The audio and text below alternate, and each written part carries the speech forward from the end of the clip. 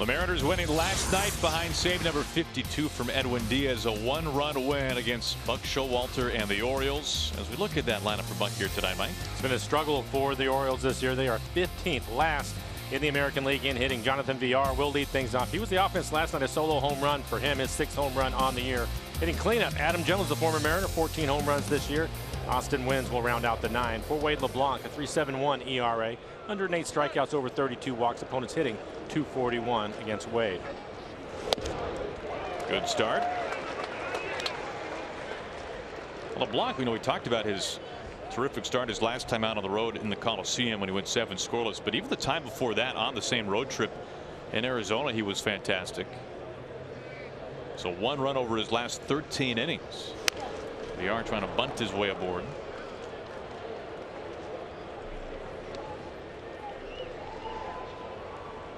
The defense tonight behind LeBlanc here in game 2 of this 3-game series. You see Freitas behind the plate. And Mitch Haniger will be at center field. Ben Gamble getting a start in right. Robinson Cano will move over and play third base tonight. This will be the 2nd time he gets a start at third. And David Freitas, recently called up, will be behind home plate. And there's Robbie.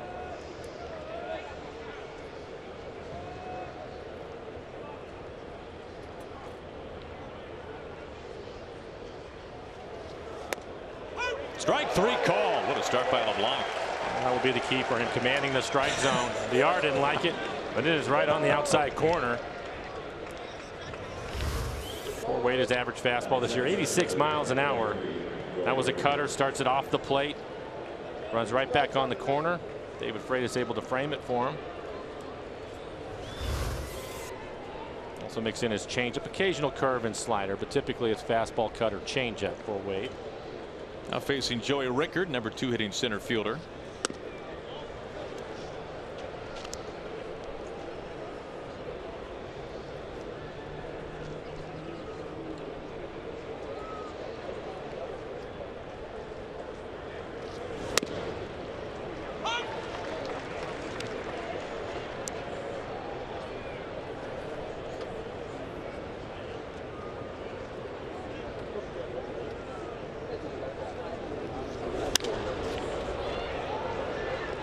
Ben Gamble getting the start tonight in right field.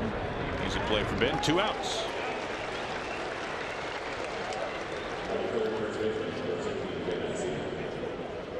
Now the A's and the Yankees just underway from the Coliseum. As, by the way, Liam Hendricks is getting the start in that game. The opener. The opener is very much a thing and alive in the Coliseum these days. Hendricks started a game against the Mariners, who were recently in Oakland. Hendricks and the rest of the bullpen. Mancini the batter with 2 outs.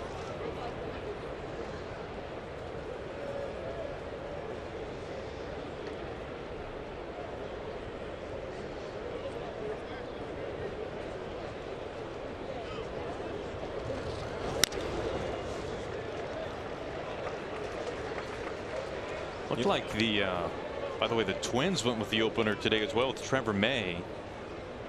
4 runs in an inning, 5 hits. He was done. I guess it didn't work. It doesn't always work, I suppose. Not everybody's Sergio Romo.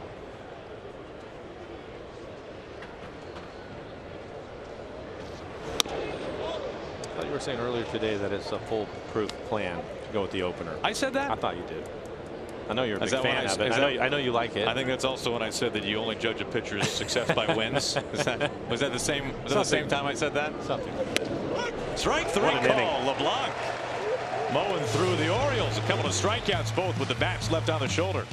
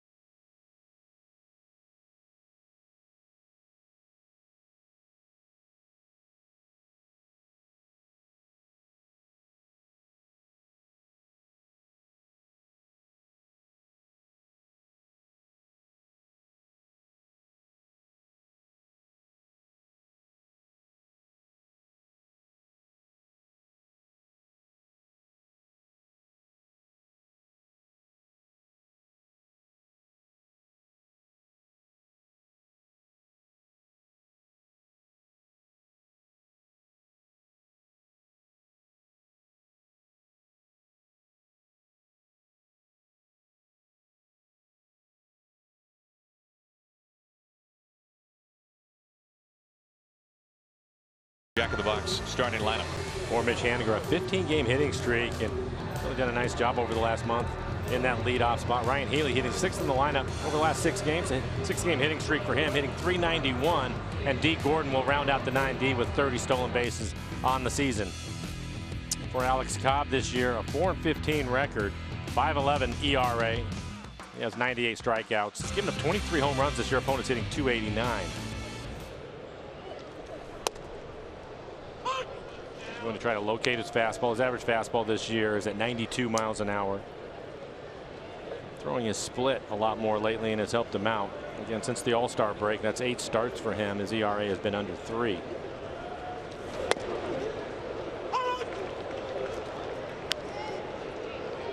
Couple of tough pitches to do anything with. It's 0-2.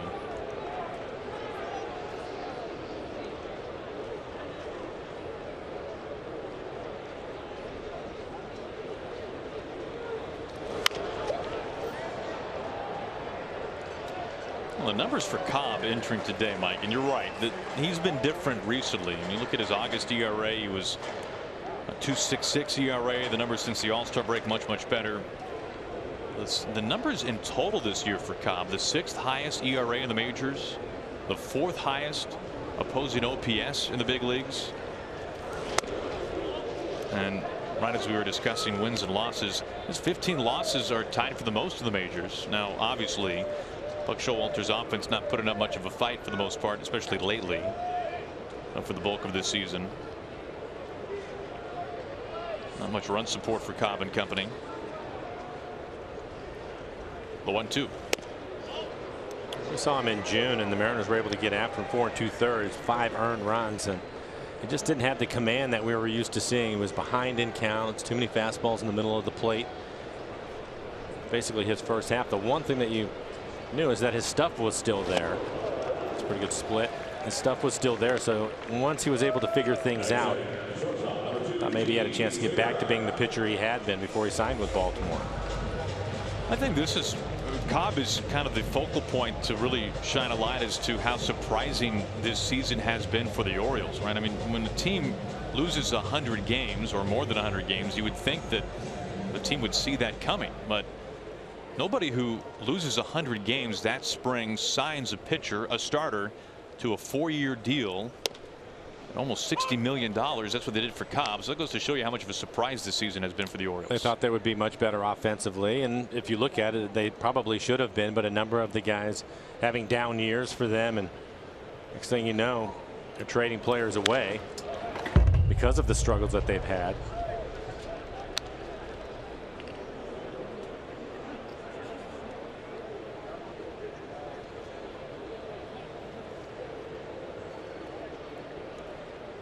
Segura behind 0-2.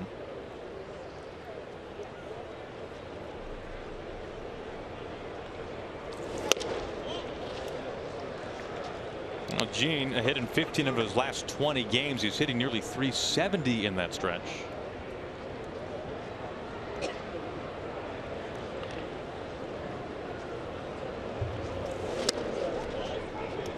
Evens up 2 balls and 2 strikes.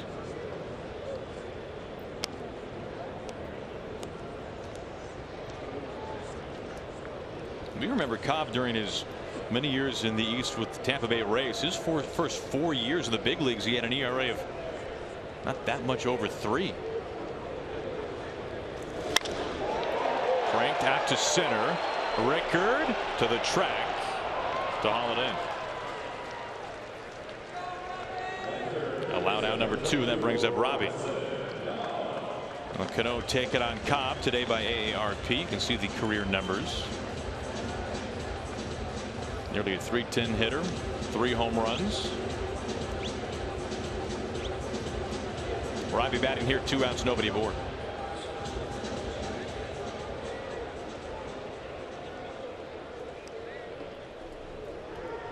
Orioles again put the shift on for Cano. We saw that last night.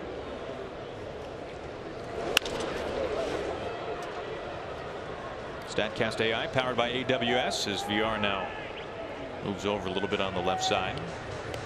VR got the start last night at second. Tonight starting for Buck Showalter at shortstop.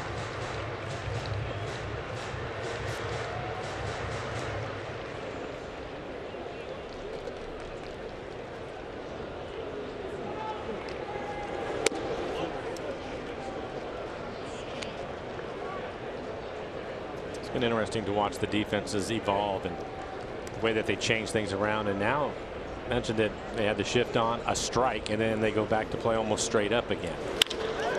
Socked right field. This is sailing away and gone. Robinson Cano, his 4th home run in his career against Alex Cobb, has given the Mariners a 1-0 lead.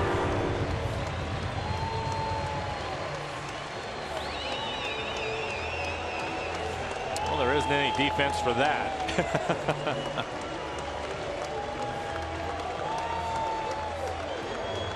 Nice to see the Mariners score early in the ball game. As Aaron just mentioned, the 4th time able to hit a home run against Cobb. Felt like Adam Jones pays this ball as much respect as a right fielder possibly could. Well, right there in the middle of the plate, Primera Supermo in the swing by Robbie. Sox high tonight for Nelson Cruz. Ball 1.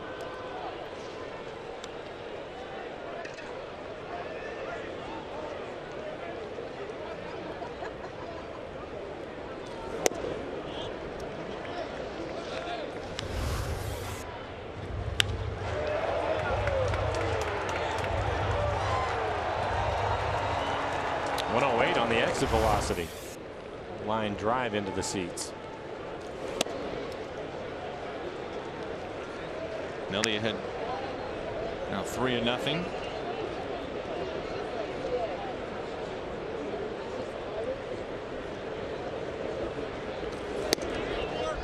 Now 4-pitch walk to Cruz with 2 outs.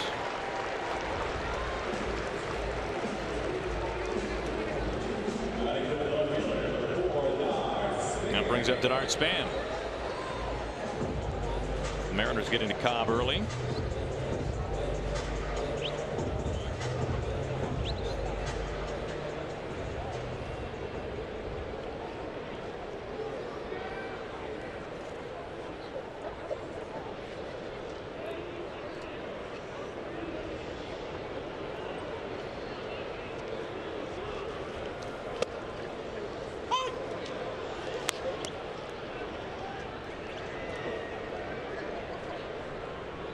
Talked so much about the Orioles trading so many players. The Tampa Bay Rays feels like they have traded almost an equal amount. Span and Colomé coming over in May from Tampa. Now just a start for the Rays. 0-2. And yet the Rays just keep on winning for the most part, it feels like. They're actually putting some pressure on the Mariners in the wild card standings. Let's see, Tampa Bay 2 back in the loss column of the Mariners. Jet closing easy to use standings. Mariners 5.5 in back of the A's, continuing their series tonight against the Yankees. A's won yesterday.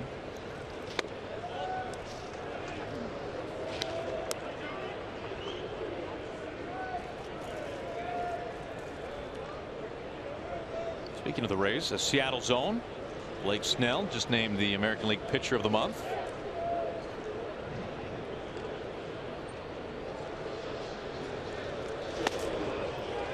Balls and 2 strikes. Of course, Edwin Diaz was just named the American League Reliever of the Month for the 4th time. I mean, the only other reliever in the league to win that award this year was Blake Treinen. He won it back in May. It's been Diaz ever since. Still 2-2. I would say it's deserving. This continues to set records. It's incredible.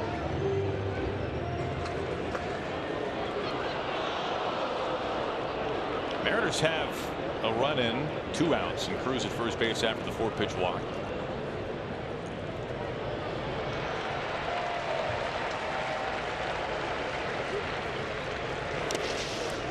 In fact, if you want to get technical about it, Mike, the Mariners have had a reliever named Reliever of the Month 6 times in the last 8 months. Look at what Diaz has done this year. Diaz won it last July. Here's the sneaky part. Colomé won it last August. Now I know for the Rays.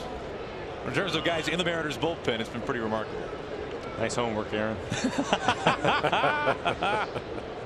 Glad you enjoyed it. Ball 4, back-to-back walks following the 2-out homer. Oh, he went around. I beg your pardon. Span strikes out.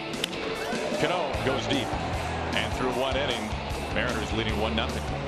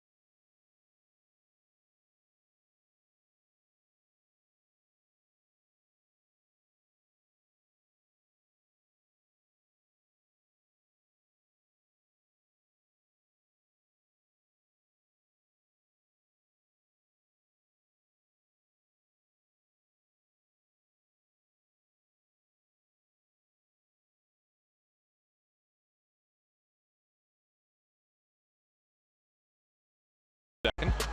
This copyrighted telecast is presented by authority of the Seattle Mariners and may not be reproduced or retransmitted in any form. And the accounts and descriptions of this game may not be disseminated without the express written consent of the Seattle Mariners.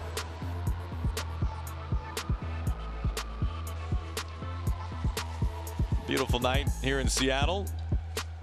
Mariners leading going to the second. So Adam Jones begins things, and wouldn't you know it, right as the Mariners have taken the lead, as has the A's. They've won 0-0 over the Yankees early. Wade LeBlanc, 10 pitches, 8 strikes in the first inning, a couple of strikeouts for him.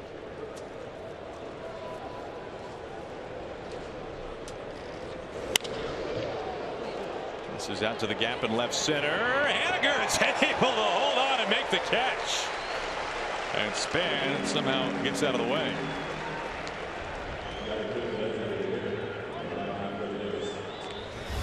This is just good communication. He's able to see Mitch probably calling the ball, and Bernard staying out of the way and letting him make the backhanded catch.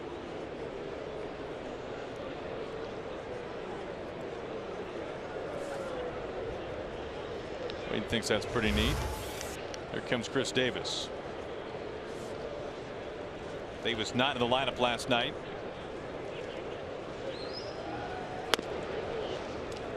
He has had a tough year. 177, 16 home runs. Well, he has the lowest average and the lowest on base percentage of any hitter in the game this season. Through the shift into right field. First hit tonight for the Orioles.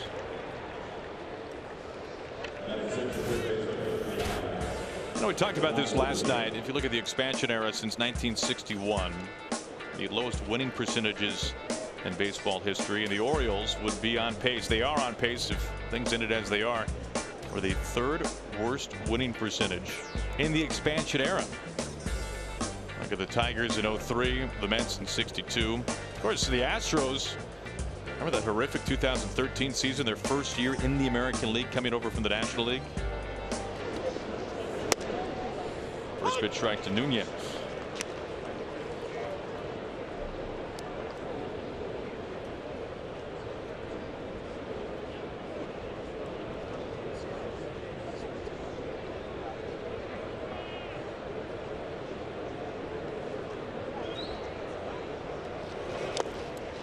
Nunez, a waiver claim coming over from the Rangers, appeared in just a handful of games with Texas this year. 24 years old, out of Venezuela. Has appeared in fewer than 70 big league games.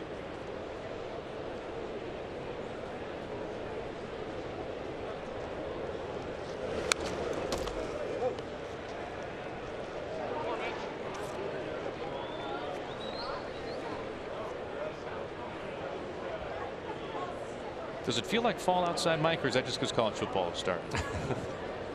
Well, I think it's starting. It's getting there, right? It's getting there, yeah. I mean, not quite cool enough yet to have the heat on. I don't think you need the heater on yet, Aaron, but we'll work our way. They're probably last homestand. 1-2. I think we're supposed to be close to 80 degrees tomorrow and Thursday. Thursday looked like it's going to be a fantastic day. Yeah.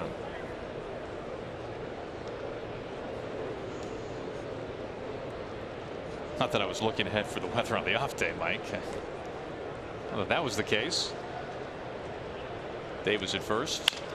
Up the middle into center field. Couple of base hits. Nunez aboard. Davis to second. One down. Well, Saturday is Salute to Latin America Baseball night right here at Safeco Field. We hope you can join the Mariners as we host the Yankees at 6:10 and celebrate the rich culture and tradition of Latin America's influence in Major League Baseball. Plus, get this, see a special ceremonial first pitch from former Mariner great, fan favorite as well, Franklin Gutierrez will be in the house to run up the first pitch. Get your tickets at mariners.com. Hope to see you here.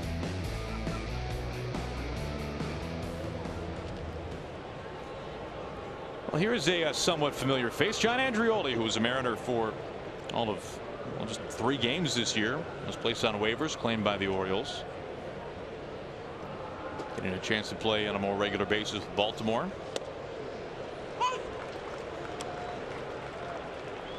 Slow curveball from Wade, trying to get the double play so he can get out of the inning.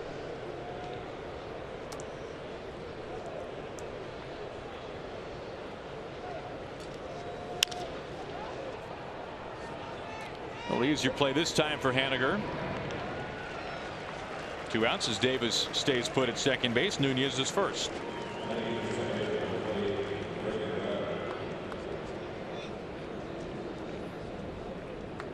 So 2 outs and 2 on. Mariners leading 1-0 thanks to a Cano home run.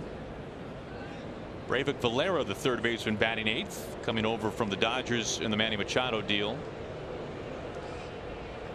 Played in 20 games with Los Angeles this year, hit barely 170.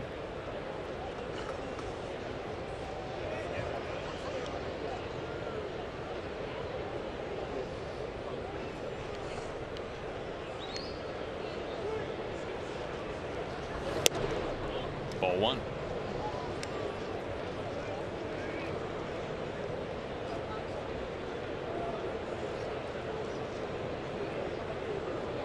Valera getting the start at second base. He's played a little bit of outfield as well. Slicing foul. Able to make the catch.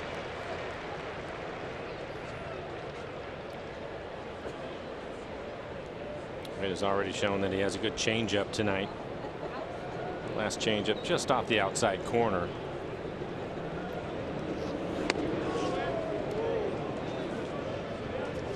Inside, 2 balls and a strike to Valera.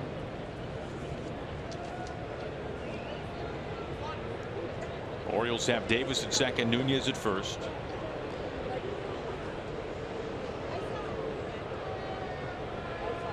Waits 2-1. Soft flare into right field. Gamble having to play it on a bounce. Davis steaming around as the throw comes home. Freight is the tag, and they got him out. It ends the inning.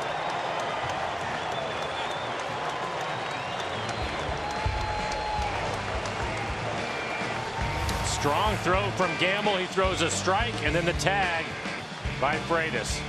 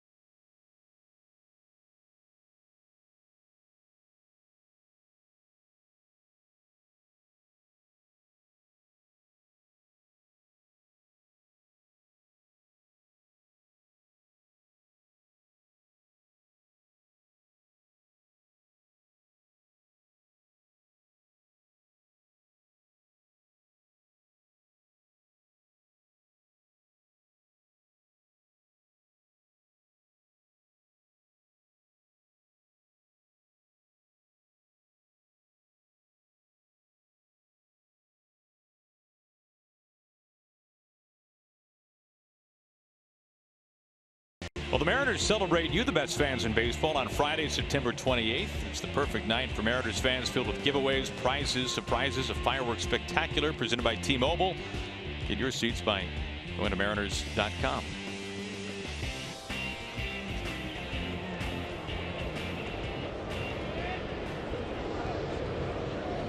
Ryan Healy, a 6-game hitting streak, leads off the home second.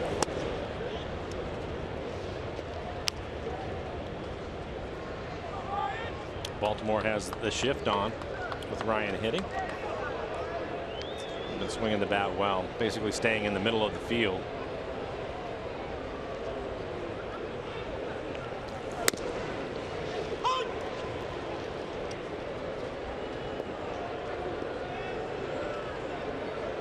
Cobb had to throw 25 pitches in the first inning.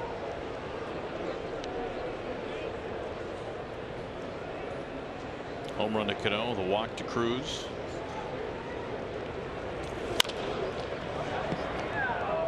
Healy behind 1-2. You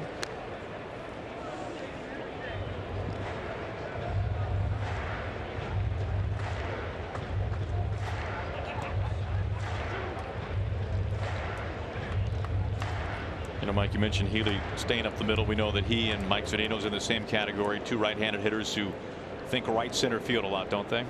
They do, and I think for Ryan, he's been able to stay in that zone now. He's obviously not going to hit everything to right center field because thinking that way. What it does, though, is it keeps him on the ball. It helps him out with the breaking ball off speed pitches. But he is going to hit the ball more often in left center. I think it's more just kind of the thought process and the way that they think about it and try to let the ball travel and not rush to it or get out in front. To right center. Jones in front of the track. One down. One up, one down. It brings up Gamble. Our CenturyLink, what's next? Mike Leake will take the ball for the Mariners. Leake coming off a rough one in Oakland when he went 4 1/3 innings. Gave up 6 runs along the way. Taking on Andrew Cashner, now the announced starter for the Orioles in tomorrow's series finale. Our coverage begins at 6:30. Hope you can join us for the first pitch at 7:10. Gamble, who had the pinpoint throw home in the top half of the second and take a run off the board. He bats here with 1 out.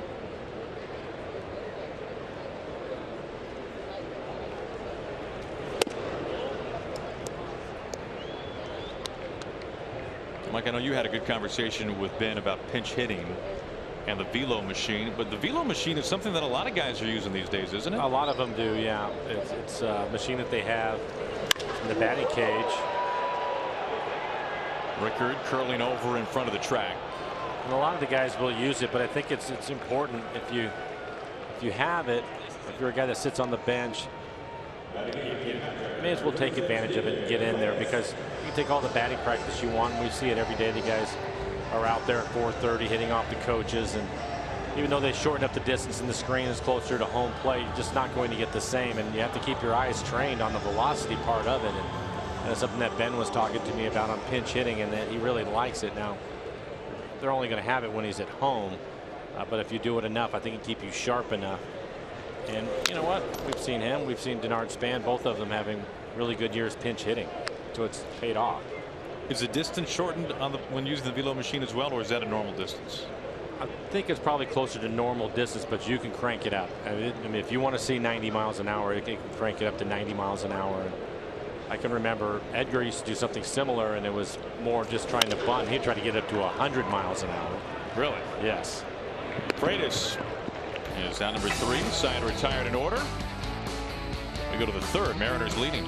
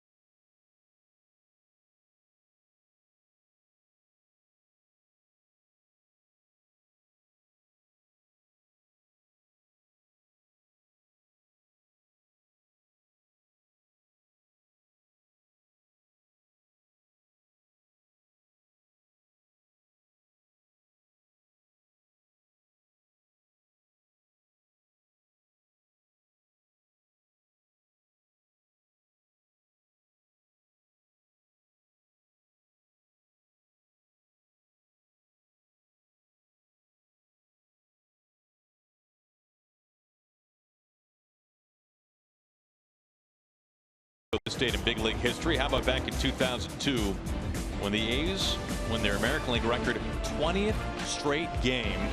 They blew an 11-run lead, and then former Coug Scott Hatteberg with a walk-off home run. That was the longest win streak in league history till the Indians last year won 22 in a row, as you remember. On to the top of the third. Leblanc on the mound facing the number 9 hitter catcher Austin Wynns. Missing with the first pitch, ball 1. Another Tuesday night, and we welcome in Mariners Hall of Famer Dan the Man Wilson. Dan, it's good to have you in the booth, man. Aaron, Blow, good seeing you guys. Good to see you. Mariners are up 1-0. Outstanding. 1-1 the count now. What are you making of Leblanc so far tonight? So far so good. I think you know, obviously that first inning it seemed like he came out, had great feel for his changeup, great execution on a couple of locations, and second inning, a couple of pitches middle of the plate that they were able to get for base hits, but all good pitching performances have some good defense behind it, and Ben Gamble with a great throw to kind of erase that inning, and a great job. That's a great pick me up as a pitcher to get an out at home plate like that. One of the things that I've noticed this year with Wade LeBlanc, Marco Gonzalez is the cut fastball, Dan. But when you think of a cutter, you think about them trying to get it in on the hands of the righty, which they do.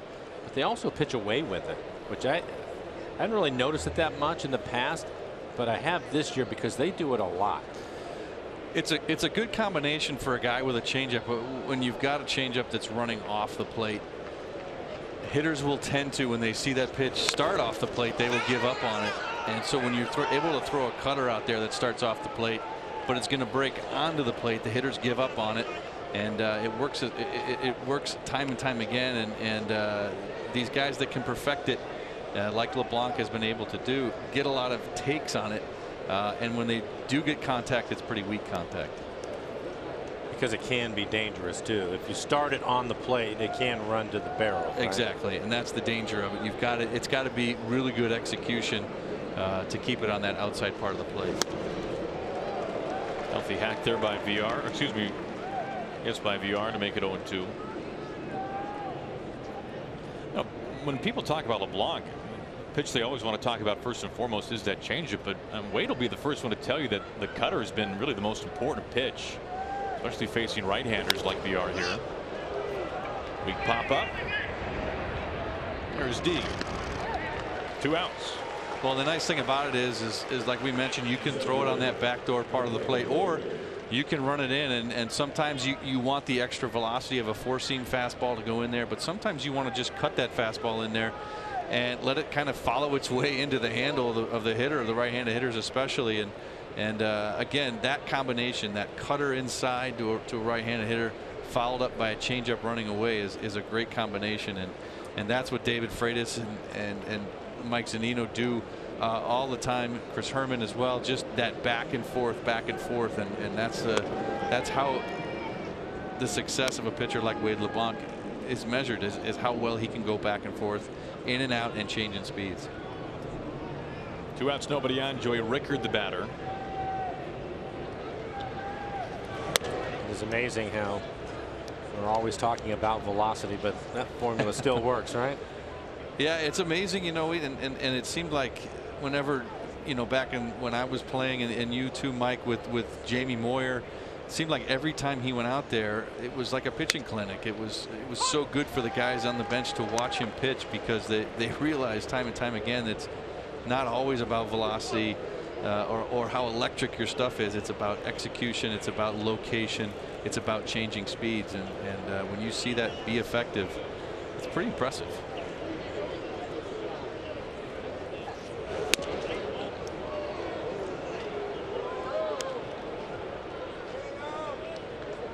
First 3-ball count of the night for LeBlanc.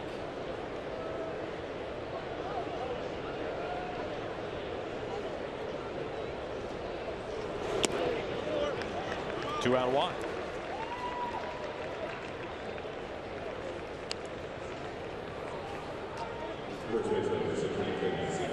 Rickard aboard for Trey Mancini once again getting the start at first base. 21 home runs on the season for Mancini, who's been a better hitter in the second half than what his season totals would suggest.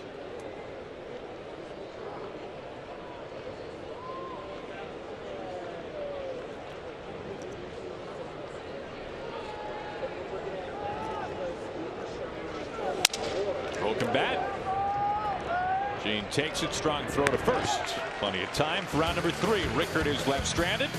3 scoreless in the books for Wade LeBlanc.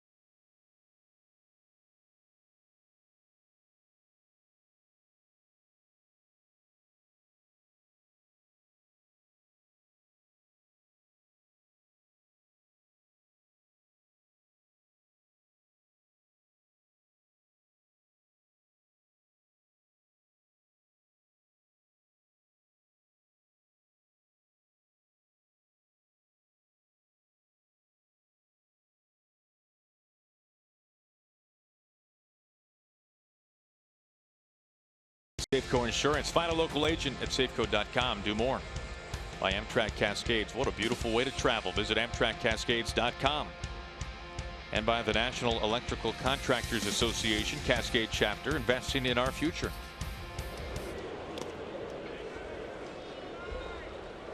D. Gordon beginning things for the Mariners in the bottom of the 3rd. 9-1-2 due up. Mariners a run of the 1st inning, retired in order by Cobb in the 2nd.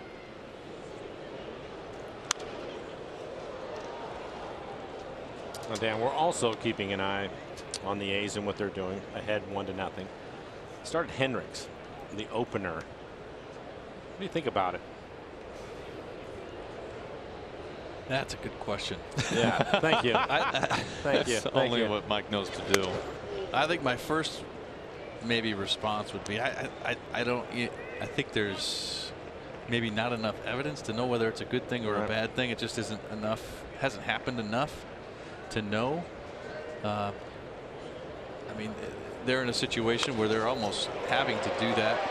Beauty dropped down by D, but the throw by Wins in time. Yeah, I think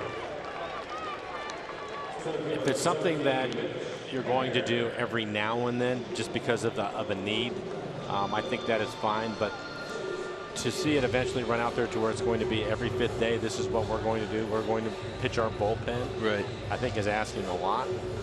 So, you know, how it all manages itself, I don't think it's going anywhere. Just like shifts, I think it's going to stick around because I think that organizations, for the most part, it's difficult to have 5-man rotation that are quality. And you have a lot of arms out in your bullpen, so I think you can make adjustments too if you need to. And this is certainly a time of year where you can do it when you have some extra arms down in that bullpen, because of the September call-ups. You've got some guys that you probably want to get work, and you know that's a great opportunity to get guys some work. Yeah, it'll be interesting to watch and see how it progresses. I think for myself, and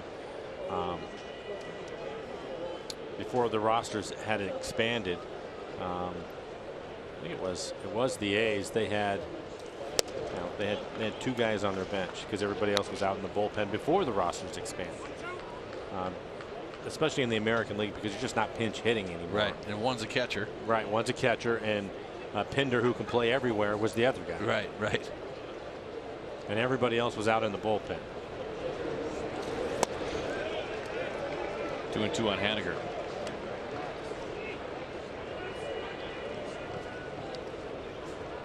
while it's not going anywhere, Mike, I agree with you on that. Nobody really wants to do it. No manager would want to do that. No, you would much rather have somebody that you could put in there and know you're going to get 6, 7 innings from him every time you run him out there, but that is not the case. And yet, even though no manager would prefer to do that, I'd have to imagine that there's not a single opposing hitter, who likes facing that. Well, I think it's interesting if you look at it the way that the Rays were doing it, and that is basically they had somebody that was the starter. They just didn't want him to start that game because they didn't want them to see the first 4 or 5 hitters 3 times. So they start the reliever in the first, then bring him in. And he's going to be out there for his 5 innings or 6 innings or whatever, and then back to the bullpen and go, just so he doesn't have to work his way through that part of the lineup 3 different times. Well, to me, that's kind of a different situation, right? That's a true kind of starter or opener situation where you've got a guy, you've got a starter, you're going to get to your starter, but you want to get into the game a little bit first. Mitch Haniger make it 16 games. His hitting streak extended. 1 out single into left field. Which the A's were doing that with Hendricks starting, and then they were going to bring in Mengden after that and see how that goes. Right. Hopefully they were hoping that he would give them 4 or 5 innings. But there are occasions where it's the bullpen. It's Johnny Holstaff, and you're going to throw everybody out there to kind of get through. Yeah, that's something I don't think you can do often. No. 1 out, 1 on for Segura. Flew out to center field earlier.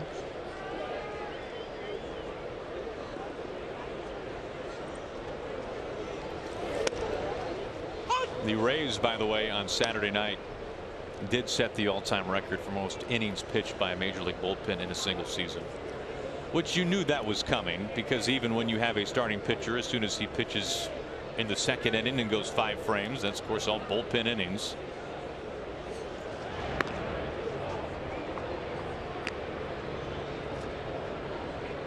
One out, 1 on. Segura behind 0-1.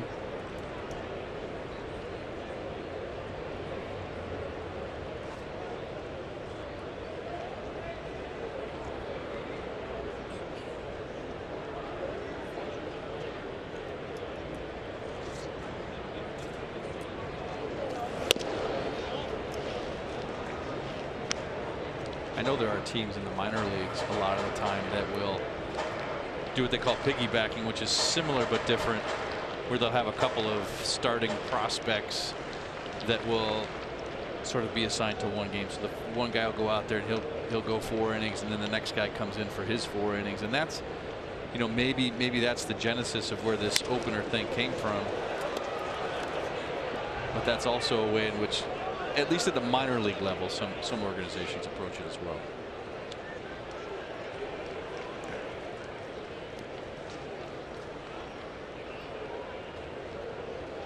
One, 2 on Gene.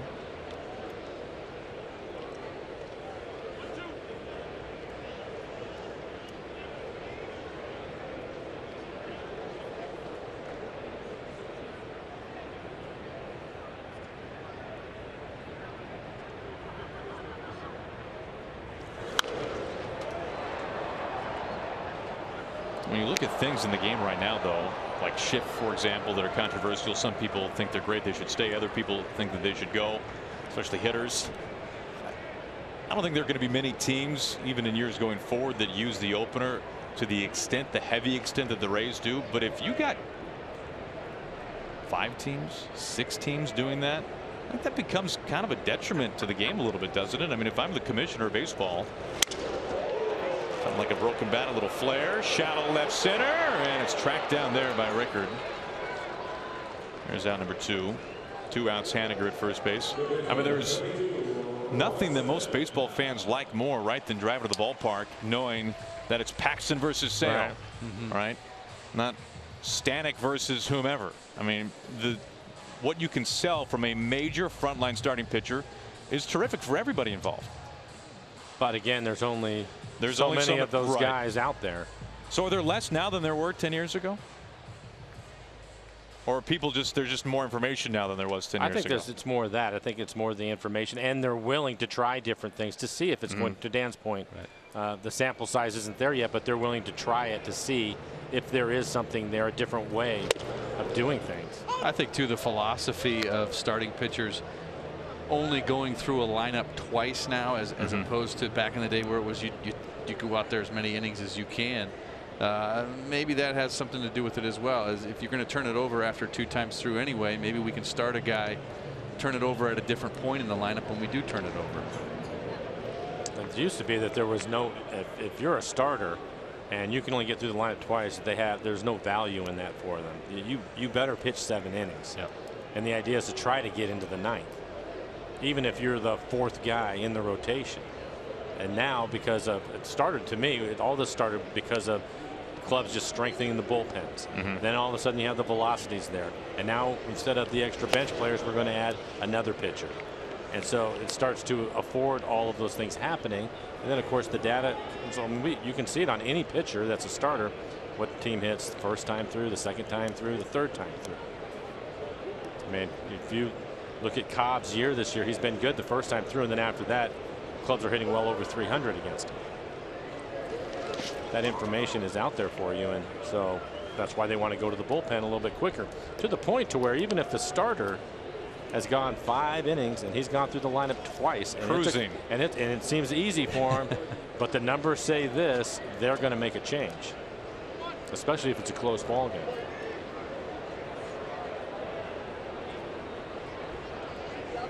But it does take a whole lot more relievers in your organization, on your 40-man roster, in order to do that, because you're going to go through a lot of arms in that bullpen doing that. A late appeal. He does not go. 3-1 the count to Cano.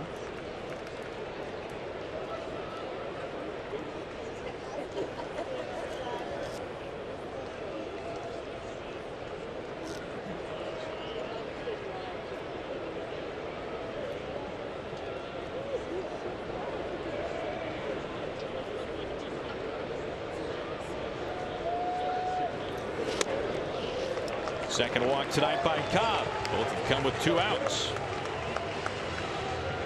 Mariners have a couple aboard. Ahead to Safeco Field for the final midweek matinee of the season. The Mariners host the Padres September 12th. First pitch time is set for 3:40. Join us for Interleague Baseball Ballpark Fair. Good times. You can pick up your tickets at mariners.com. Haniger in scoring position. Cano at first base for Nelson Cruz, who walked on 4 pitches his last time up.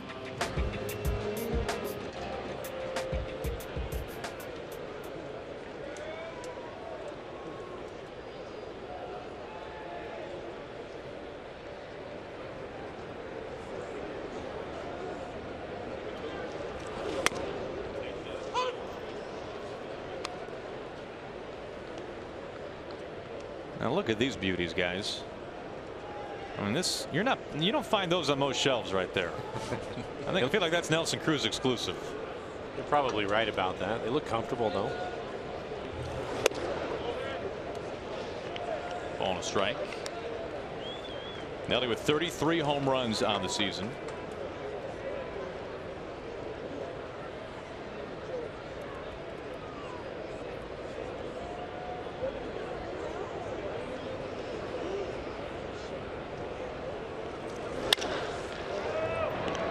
Right to the belly there, VR. Short way to end the 3rd. Here off to the 4th from Safeco Field. Mariners the only run so far.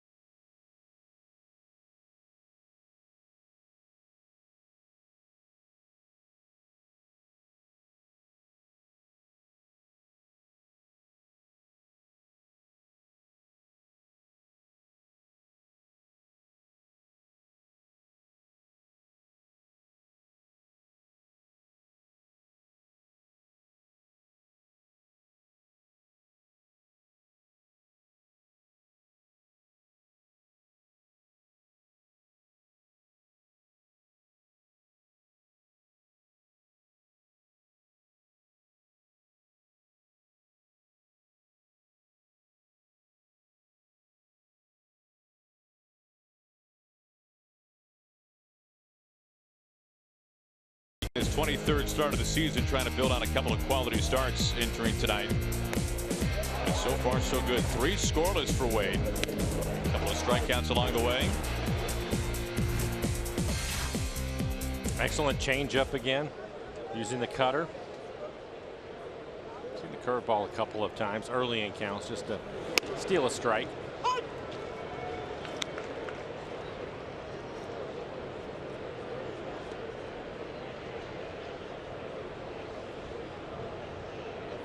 Adam Jones leading things off in the 4th for the Orioles.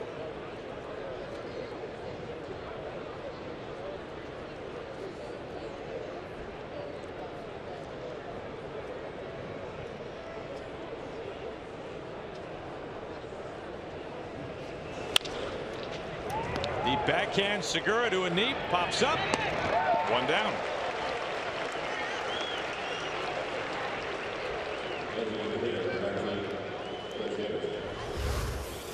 Backhanded play, sharply hit by Adam Jones, and Seager with the strong arm was not by a step.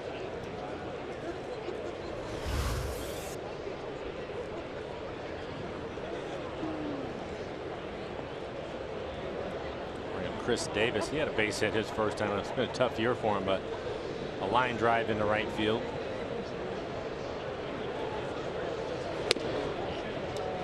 I'd imagine, Mike, with a guy like Leblanc being an infielder, you know you're going to get a lot of work. You know you're going to get. Does it change your approach at all? You would like to think no, but it has to. Yeah. I think it's easier to stay in the game just because you know you're going to be busy.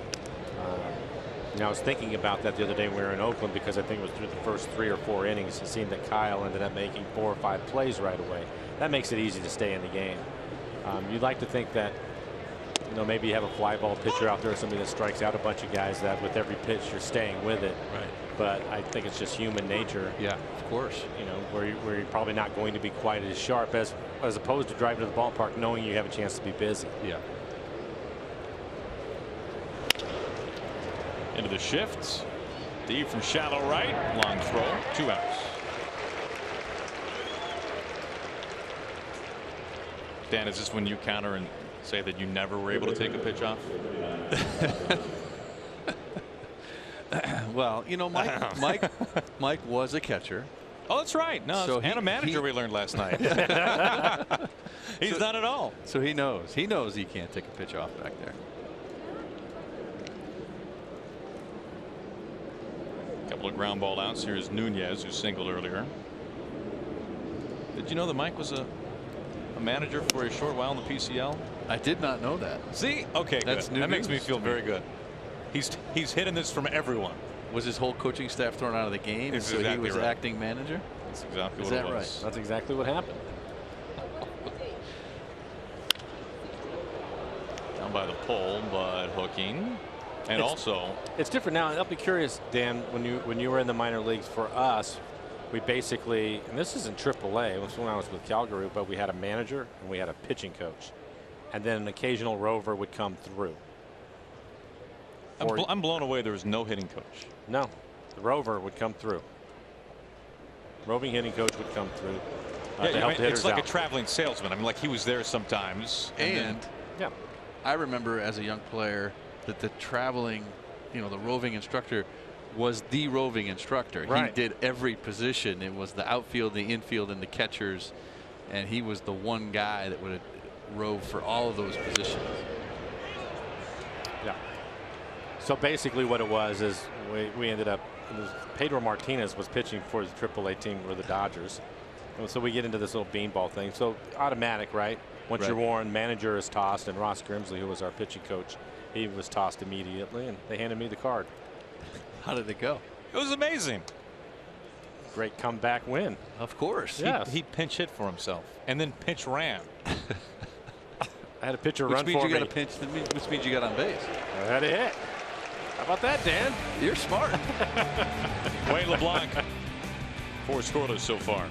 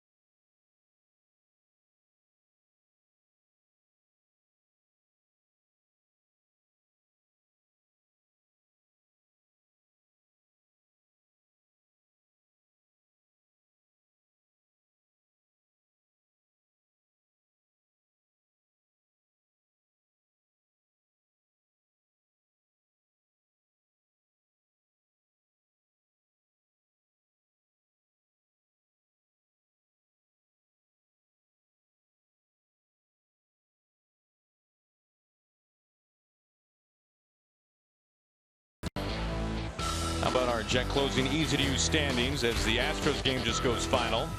They win tonight. Mariners 8.5 in back of the Astros in the wild card race. Mariners trying to catch the Oakland A's 5.5 back as the A's continuing their series tonight from inside the Coliseum. They lead 1-0 in the 5th against the Yankees. Former Mariner Jay Happ pitching for New York. Denard Span begins things for the Mariners. Fouls off the first pitch. Blow back to your minor league coaching staff question. Yes. It has changed a lot since those days. Yes. And each organization does it a little bit differently. But there are now at least three full-time coaches. So there's the manager, pitching coach, and a hitting coach. Each team has usually now 2 trainers and also a strength and conditioning coach. So it has changed tremendously. It's one of the things. All for the better. Absolutely all for the better. The facilities are better. It's all better. Yeah. Well, hey, how about this former minor league baseball player? Russell Wilson in the house here tonight enjoying the game. It's in the Rockies system.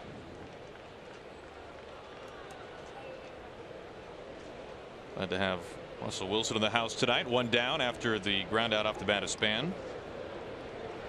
In steps Healy.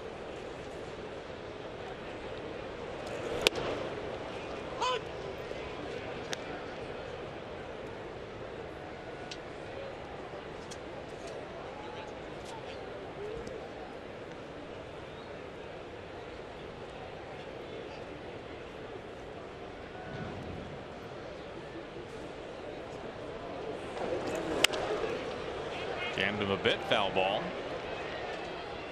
Healy behind 0-2. Ryan entering tonight with a 6-game hitting streak.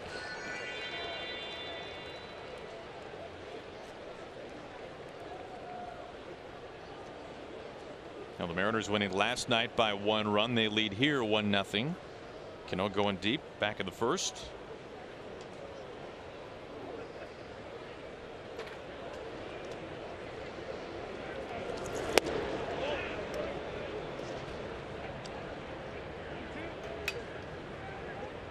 Second time through the lineup, and for the most part Alex Cobb has just pitched away fastball split. He's trying to pitch on the outside corner and down. Another example. And Ryan, his first time up, it was a fastball that was on the outside corner, but it was elevated for him about belt high and drove it out to right center. It was caught by Adam Jones.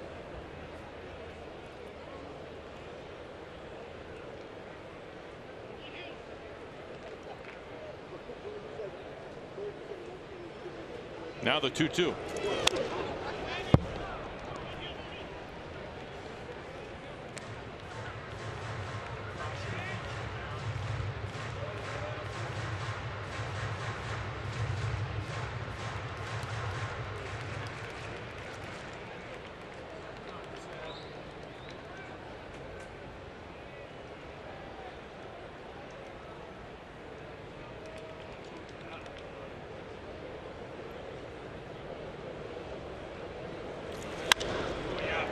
Opposite way out towards Jones in front of the track.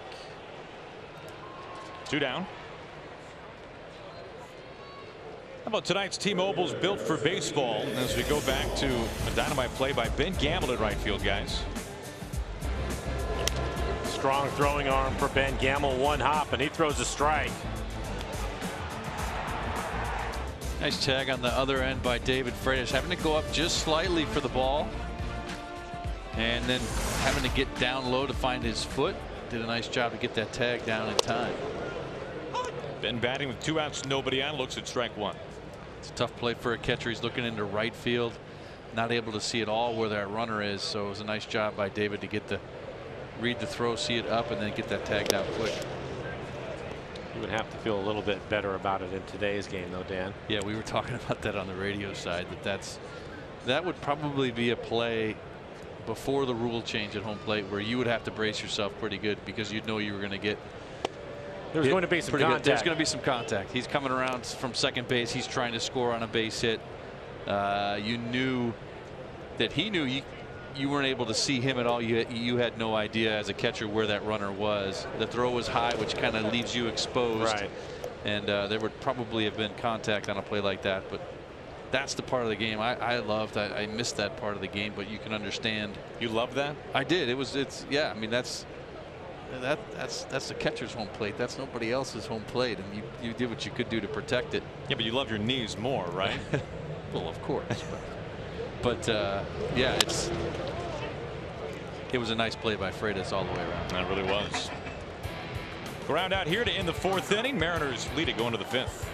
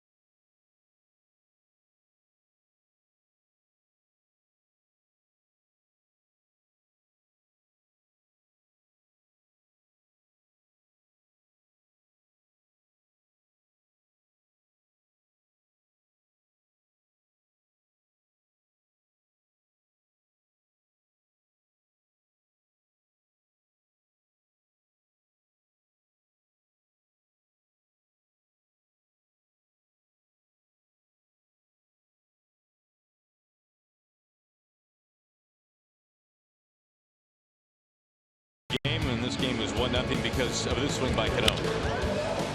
Well, you get a fastball in the inner part of the plate. Looked like Cobb was trying to go in there, but didn't get it in deep enough.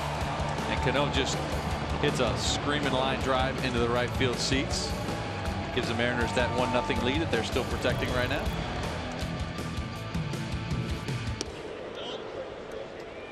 Former Mariner John Andreoli begins things in the top of the 5th.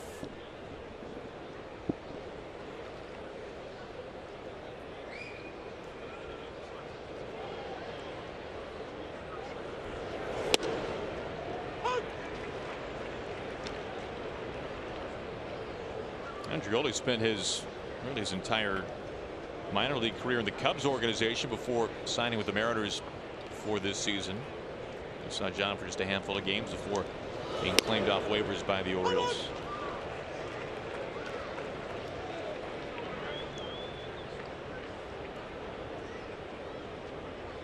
Former UConn product. University of Connecticut's turned out some good big leaguers in recent years. George Springer probably atop that list. Soft fly ball into center field, in for a base hit. Andreoli a leadoff single. Chuck Nagy go to UConn? I don't know. Did he? Blow, you think so? I think so. I think he did. Yeah.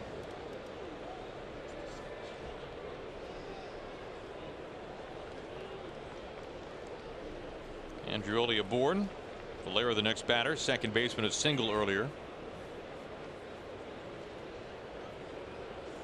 It was Valera who parked the base hit into right field that Gamble threw Davis out at home plate.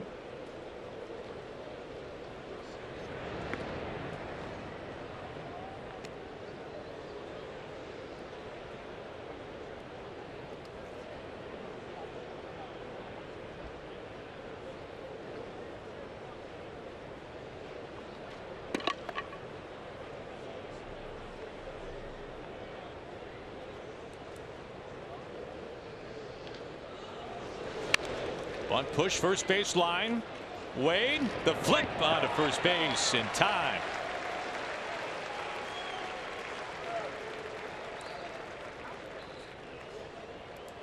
Andreoli into second. It's a much easier play if you're right-handed, but being left-handed one, you can see him fall off towards the third baseline, have to recover, and then uses his glove to make the play. Well done. Didn't realize he had to backhand that ball and then flick it with his glove. Tough play.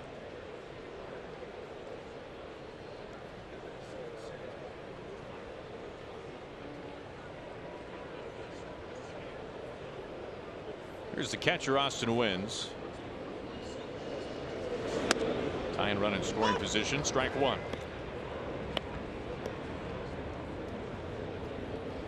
We know Andreoli runs well.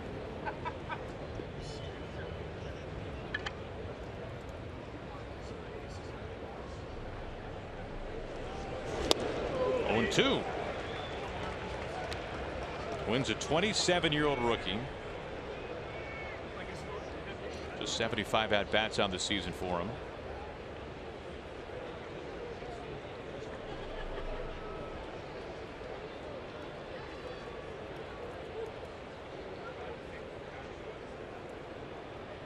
Now stepping out.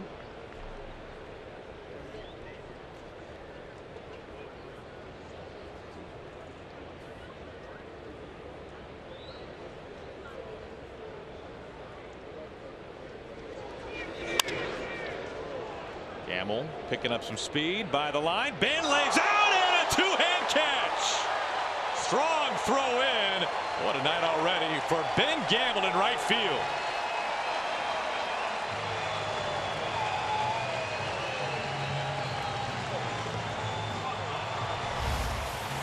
Well, it's one thing to dive, it's another thing to dive, make the catch, and land on the warning track. And he felt that one. Well, what a catch. And another strong throw from Ben.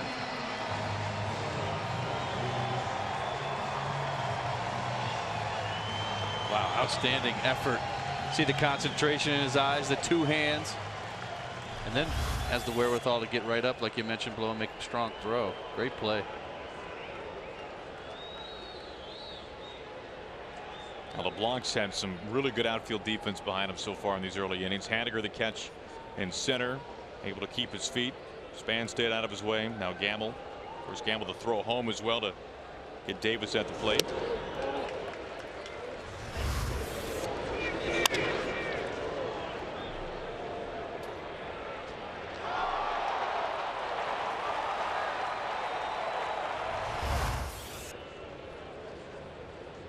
Must be a thing with guys who wear 16 around here.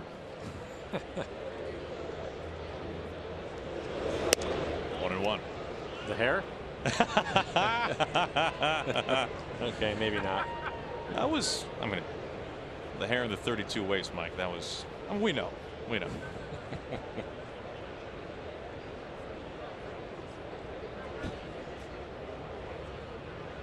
LeBlanc still dealing with Andreoli at second. Ahead 1-2. Good changeups. Good location on that changeup. You can see on the EQC tracer, just around that lower corner of the strike zone, just off the plate, just down. Really nice location. And that's what's kind of led to some of these weak contacts where these guys have had to come in and make some great catches as well. Wade LeBlanc working around that leadoff single, racks up his fourth strikeout, getting some help from Ben Gamble.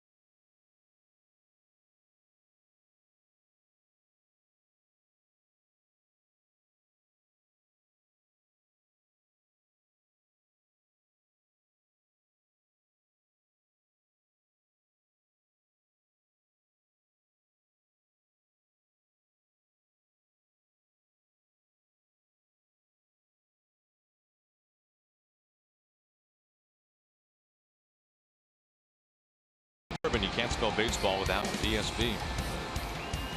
Another beautiful night here in Seattle as the Mariners in the early stages of a lengthy homestand, winning last night against the Orioles, leading here 1-0. A Robinson Cano home run, and so far 5 scoreless from Wade LeBlanc. Spectacular night to be at the ballpark. Well, Cobb's only mistake, that home run to Cano. Has been able to strand 3 base runners over the first 4 innings. Not a whole lot of traffic on the base paths. He's walked 2. Neither has advanced past first base. As catcher David Freitas begins things for the Mariners.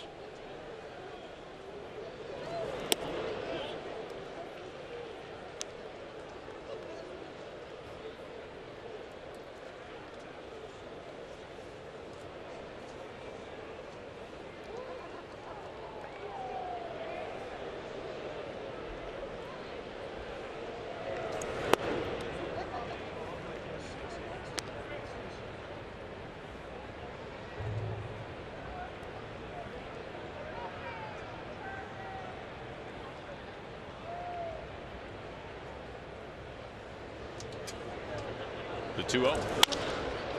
A slice into the gap in right center. Freitas finds a base hit to begin the home 5th.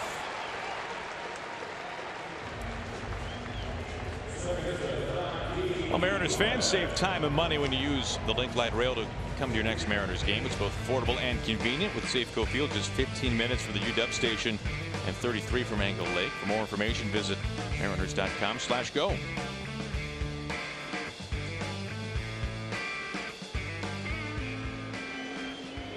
First time the Mariners have had the leadoff man reach so far tonight. In steps D. Gordon.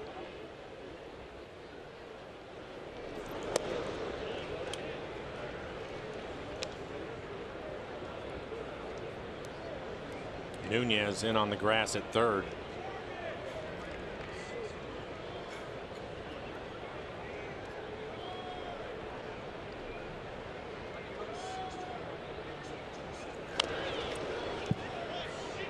Fouls it back 1-1.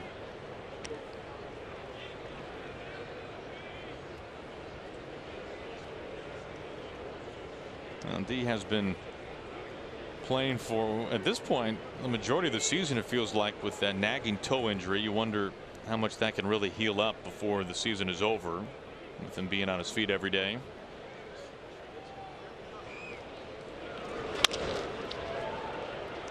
Valera gets rid of it quickly. That's all they will get. D show no signs of a bum toe as he speeds into first base. So Freitas cut down at second. 1 down, 1 aboard.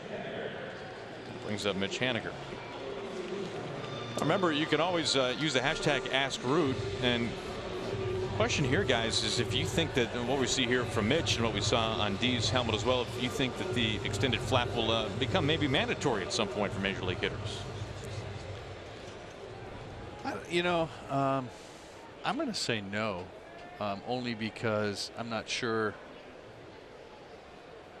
I think for me, maybe would affect some of my vision looking at the ball. I don't know. I was the type of guy that could not hit with sunglasses because I could see the nose piece. To me, I feel like I would be looking, there would be something because it's so close to your face that might be distracting as far as hitting is concerned in your eyesight. An indicator will be if they start making them wear it in the minor leagues. That's true. That's great. It's typically, if they're going to make that mandatory at this level, they'll start in the minor leagues just to see how it goes. Around the horn and a double play. That ends the 5th inning. Mariners leading 1-0.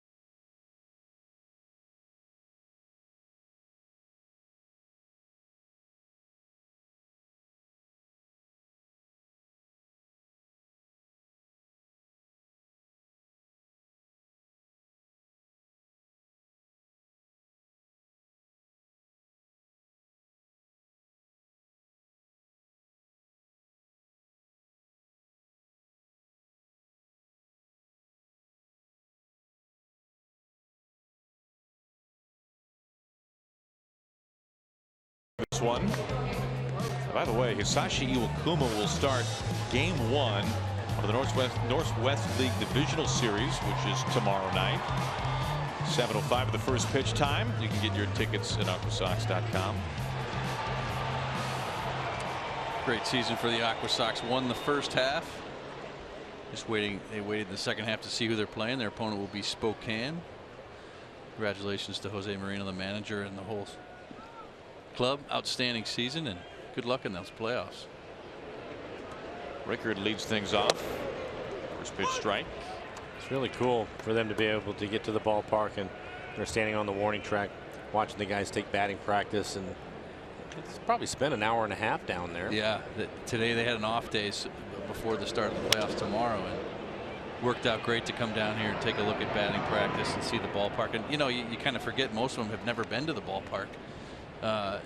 Just being in the part of the organization doesn't mean you've been to Safeco Field. They're playing all the time too. Yeah, they're playing all the time, and so a lot of these guys were very impressed by not only by the BP but by the ballpark. It's just a great. A number of the big leaguers stopping and chatting with them and shaking hands. And Diaz and D. Gordon were spending a lot of time with those guys. This is off of Cano. Hit hard by Rickard. Aboard. Robbie's second start at third base. I'll get Sounder train and Link Light Rail tickets right to your phone. Paying is easy with the Transit Code Ticket app.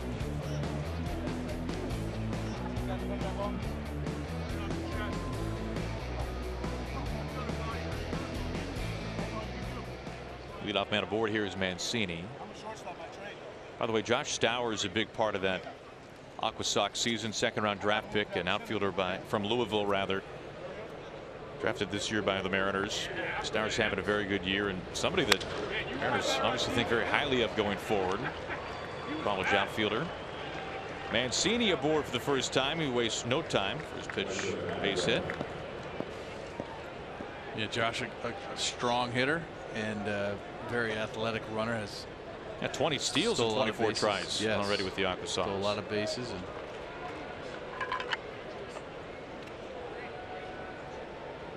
And Mel Stottlemyre making a trip out to the mound. Waited 64 pitches, 47 strikes. Nobody getting loose in the pen.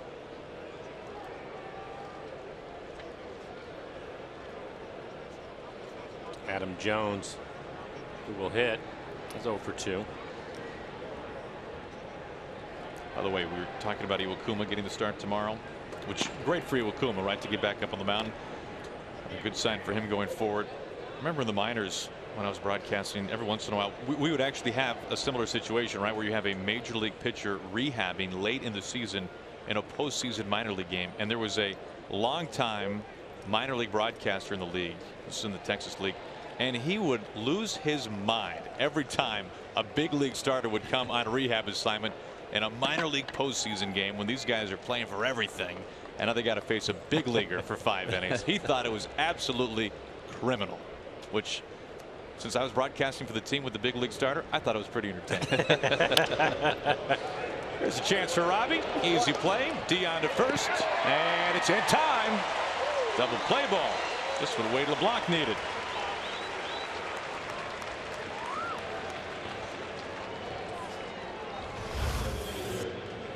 We'll take another look at a good pitch down and in.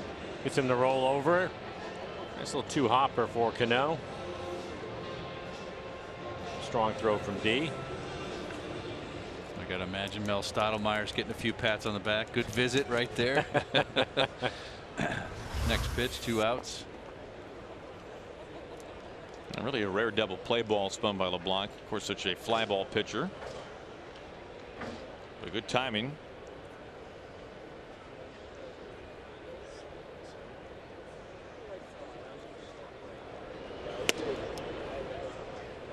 Seen inside of Chris Davis. Well, for all of Davis's struggles this year, obviously a threat to leave the park anytime. That said, just 16 home runs, but tons of power. Homered against the Mariners when they were at Camden Yards earlier this year.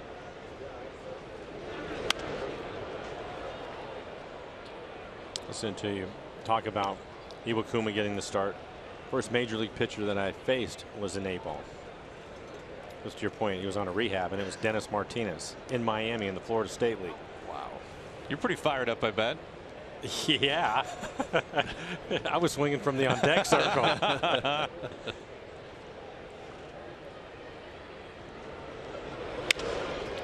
Soft little fly ball. Trouble. Segura tracks it down easily.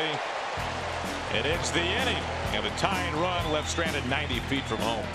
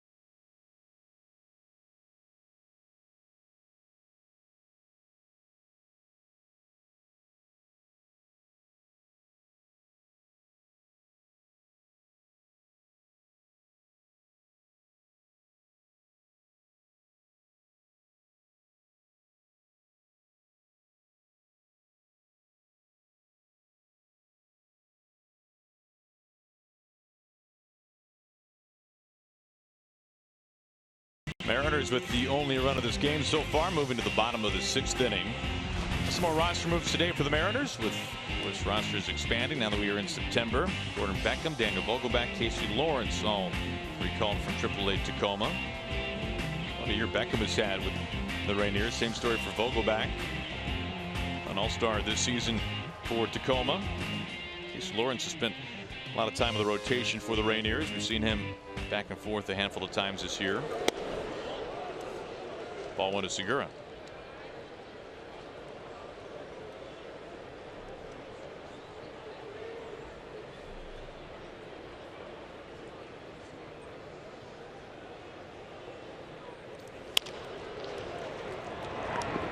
VR near the bag at second. Guys, for the most part, and Mike, we mentioned this to begin the broadcast, Cobb, despite his poor numbers overall this year, has really found a nice groove for himself since the beginning of August. Tonight, just the one run. Has it been the splitter? Is it the normal culprit for Cobb?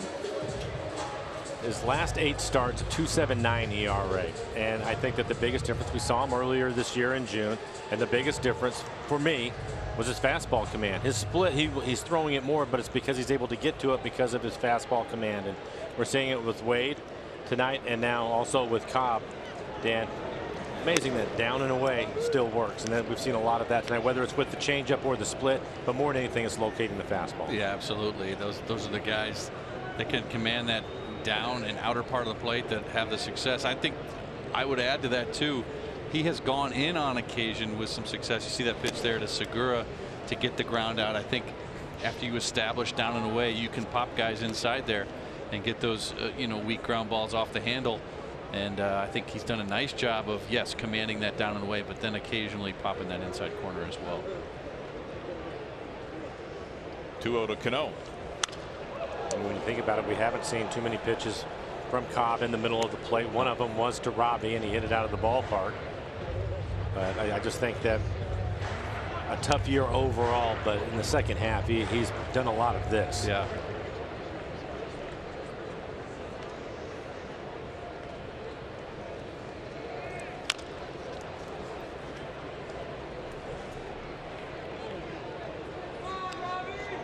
Now the bullpen stirring for the Mariners. Long conversation in the dugout with LeBlanc. Appears that he is done. Adam Warren getting loose in the pen.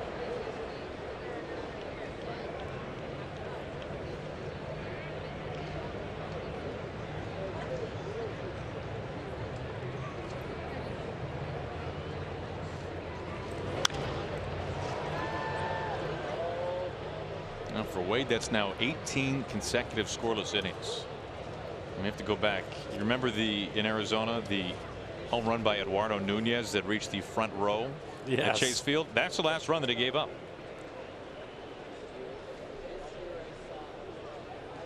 Seven scoreless his last time out.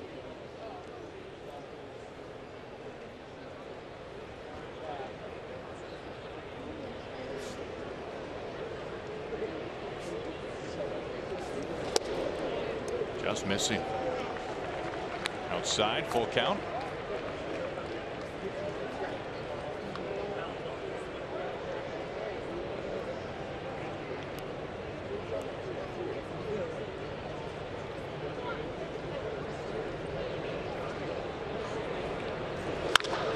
Hard hit, but foul.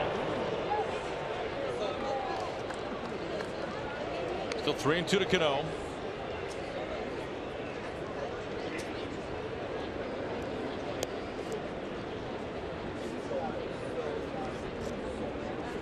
Meanwhile, the A's leading by the same margin over the Yankees, 1-0. Yankees do have a pair aboard with nobody out of the 7th inning.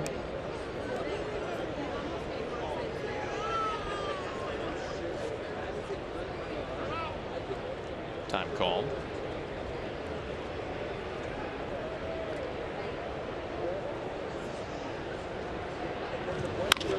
Off the hands and into right field for a base hit.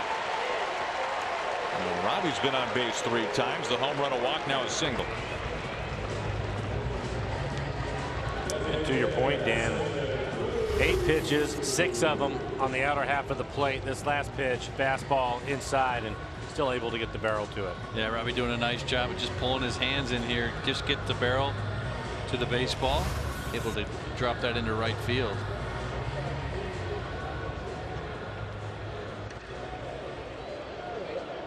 That brings up Nelson Cruz.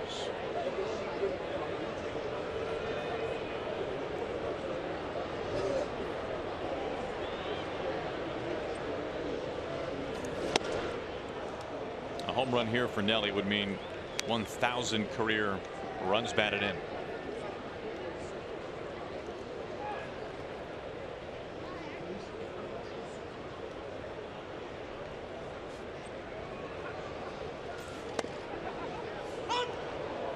At the knees, 1-1.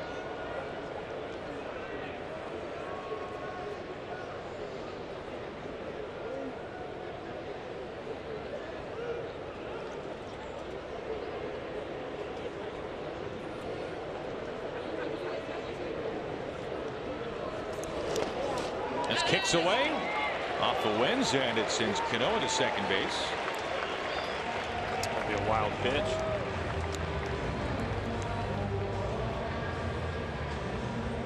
Pitch in the dirt. You see Wins go down to block it, but it hits the side of his glove. And that's always a danger point because you don't know which way it's going to go. This one goes up the first baseline. You ideally want to get that ball off the chest protector. It's the most predictable place. Only the second time for the Mariners have a runner in scoring position.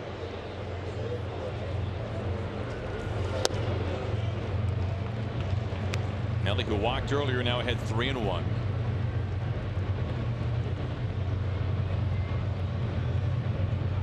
Pitch count beginning to stack up a little bit on Cobb. 93 pitches. His span is on deck.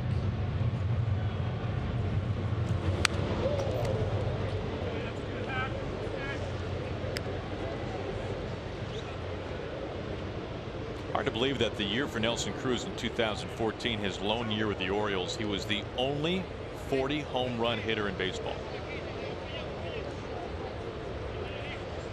And Chris Davis is already at 40 home runs this year. JD Martinez is right on his heels.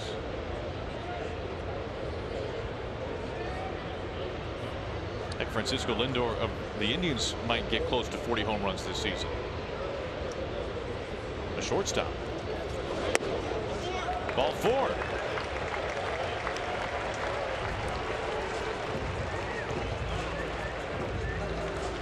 I'll be sure to stick around after the game for Mariners post game, presented as always by Alaska Airlines. Scott Service hoping A W tonight, of course, would mean a series win, a chance for a sweep tomorrow. Mariners trying to hold on here, 1-0 in the 6th. Bring a trip out to the mound. Roger McDowell, the pitching coach.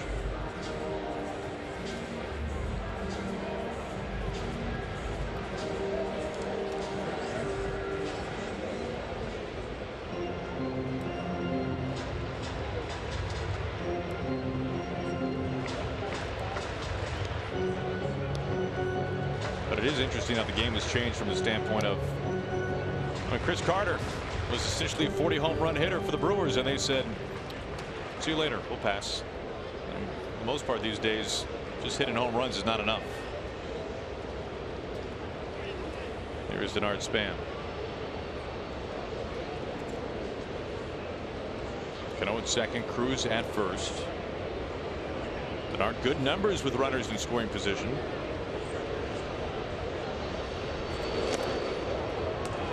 Which is interesting here when we think about it, because talk about launch angle and hitting the ball in the air. Right. And well, they're just found more easily now, right? Up and down the lineup. 40 home run guys. Well, home runs in general. Oh, home runs in general, yeah.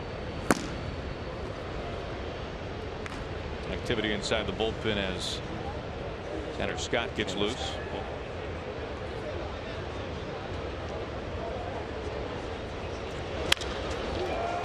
Backhand play. Mancini can't hold on, but is able to recover and find calm. 2 outs. Cano to third. Cruz to second.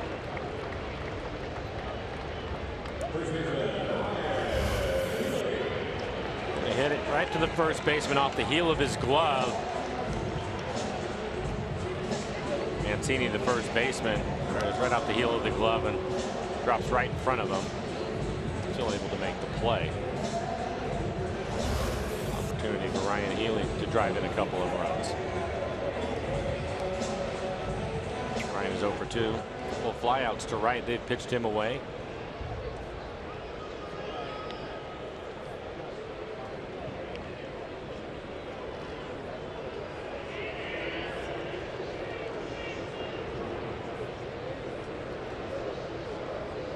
Well, first base open, but Ben Gamel on deck. My guess is they'll probably go after Healy. Pitched him tough 2 previous at bats.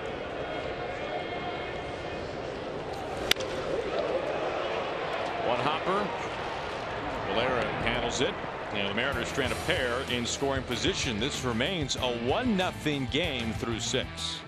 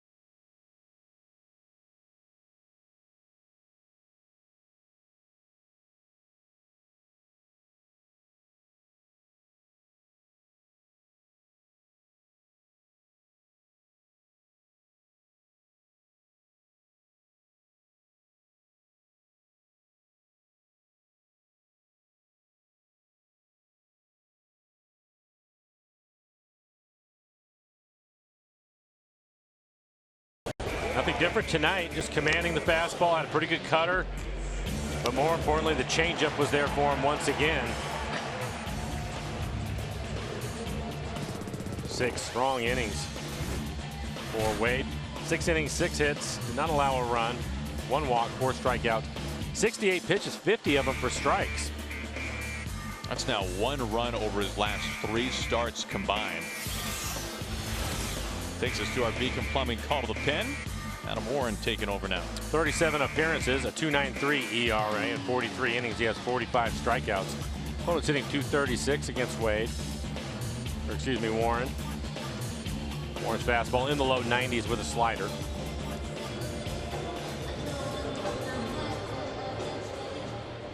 Facing Nunez.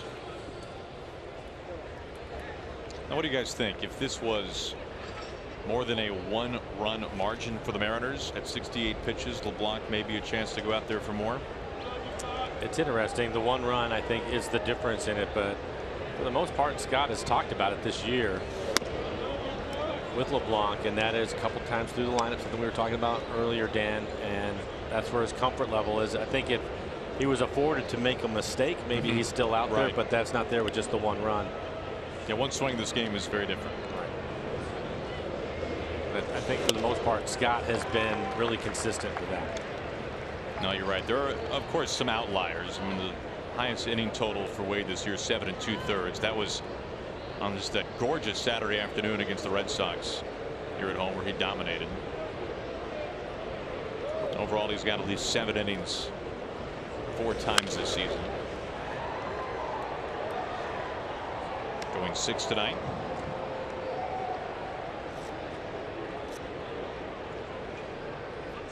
Cedric Mullins, we saw him last night. He was the Orioles leadoff hitter on deck to pinch hit for Andrioli.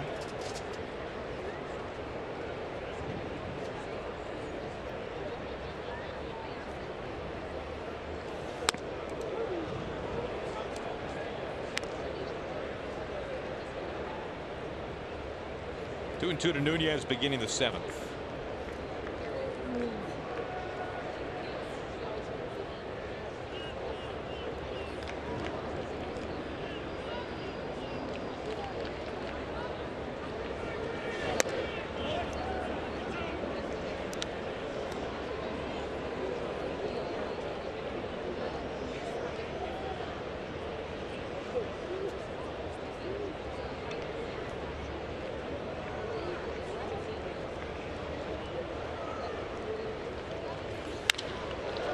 This is cranked out towards left center and tied game.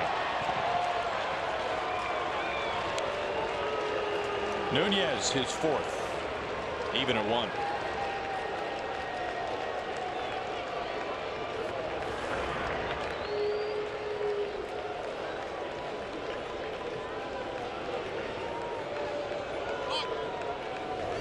.87 miles an hour, set up on the outer half. It's elevated for him. Looked like a cutter from Aaron Supermo, and the swing by Nunez.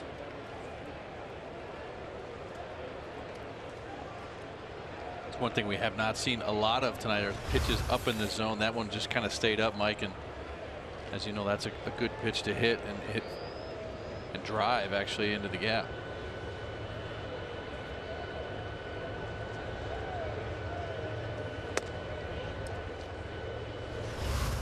He wanted it on the outer half, wanted to throw a strike in a 3-2 count, but you're right, Dan. The difference is that it was elevated. If he gets that down, probably gets a ground ball instead. Just made a mistake. Freitas took that one. 1-1.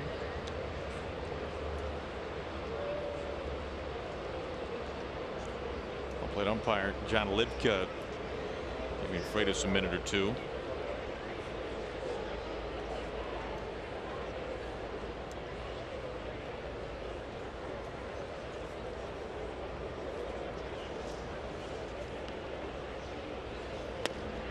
Meanwhile, as the Orioles tie it up here in Oakland, Jeurys Familia walks in the game-tying run. Aaron Hicks draws a bases loaded walk. You can see Yankees and A's all tied up. Bags packed for the Yankees, a chance to take a commanding lead. Into left field and dunks in for a base hit in front of Span. Mullins a pinch hit single. run in, 1 on, nobody out. MLB At Bat is your #1 Mariners app. Customize your experience to catch every moment this season. Get the Mariners home screen icons and features such as the MLB.TV game of the day, pitch tracking, in-game highlights, live radio broadcasts, stats, news, much more. Download it MLB At Bat today. Bell out for a visit. Yeah, making a visit. Zach Duke starting to throw in the pen. Buying some time for the left-hander.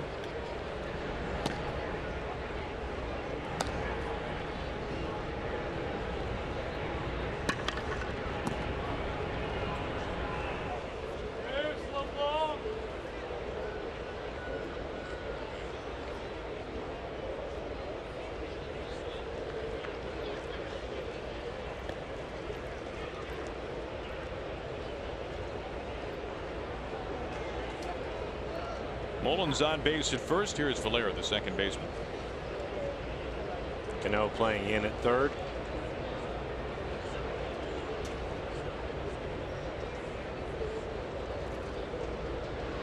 Valera dropped down a sac bunt his last time up and stares at strike 1 here.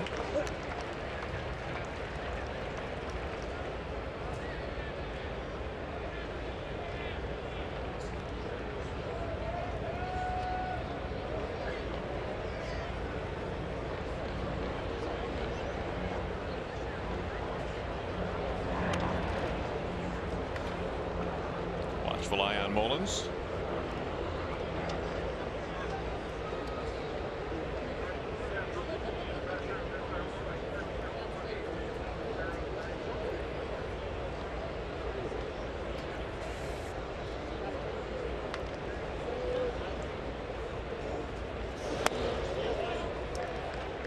One ball and 1 strike.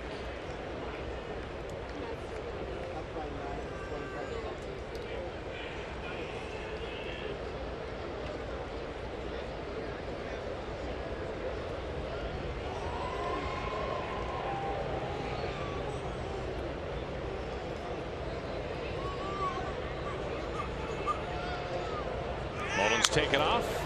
Hit and run on. 1 and 2.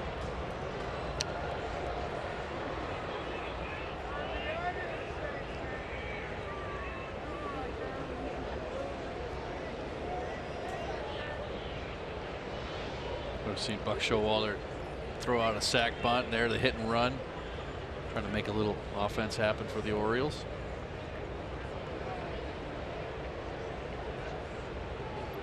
Both these teams entering this series struggling offensively. Straight back. It's been dueling solo home runs in this game. Cano in the first for the Mariners. Renato Nunez to begin the 7th for the Orioles.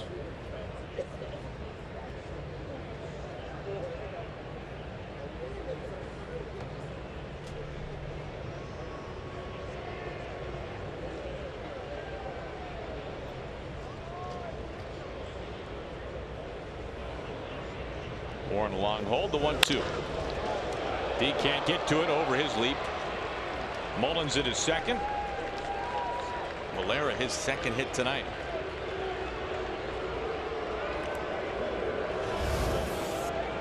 Way to be down in the zone right off the end of the bat. Soft line drive into right. Vera Supermo in the swing out in front of it.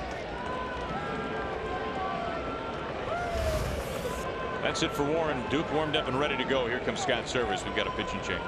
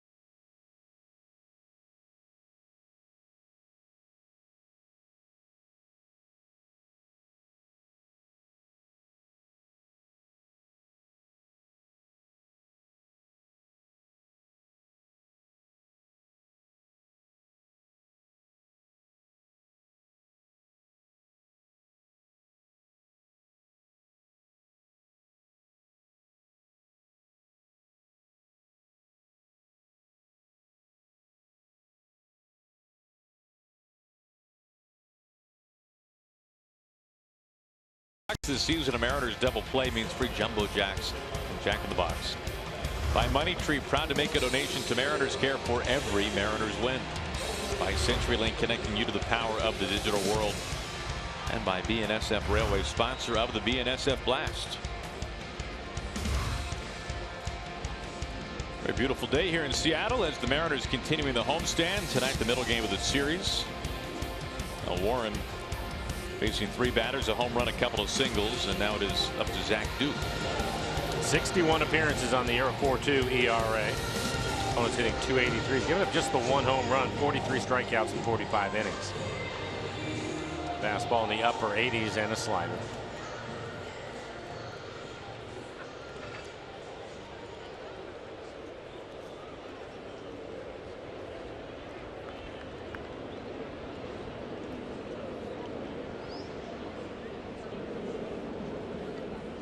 Haley in on the grass for catcher Austin Wins, showing bunt. Looking at ball 1.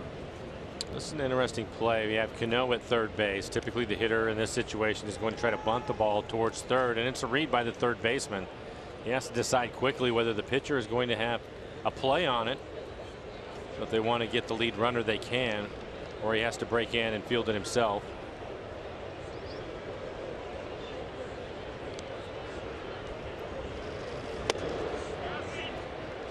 1-1. Obviously a new situation for Robbie. Yeah. Not comfortable down there in Only these his kinds second of situations. start. Yeah. At third. Mullins with some speed. He did run on the hit and run, so makes it a tougher decision.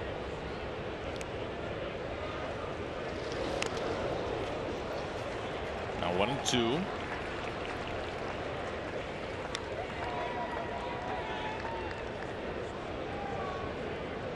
Now it gets interesting to see what Buck Showalter wants to do. Keep the bunt on, take it off. Robbie's moved back a couple of steps at third, expecting him to swing away.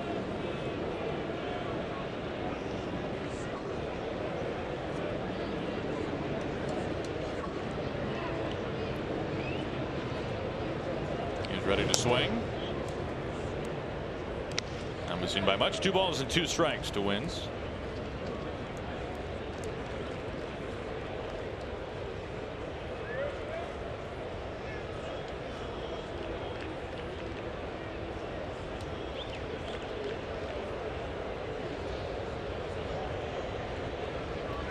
Both runners taken off. Foul away.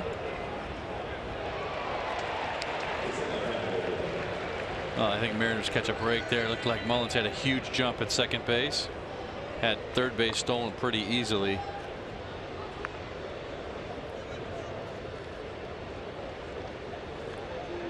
So Buck really trying to put the game in motion a little bit here with the Orioles.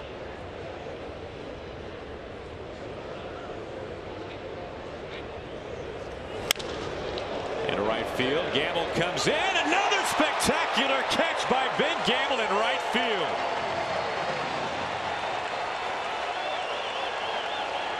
He is having some kind of night. And this is not an easy play. It's a line drive that is right at him. Gets a good break on it, and then the diving catch. Mara Supermo always trying to use 2 hands. Pretty good night. Really nice play right there. Boy, I tell you what, that throw in the second inning and then that couple of diving catches. Outstanding effort by Ben Gamble tonight. Ben, you don't need that card. Put that card away. And now the double play gets you out of the inning. Here's VR.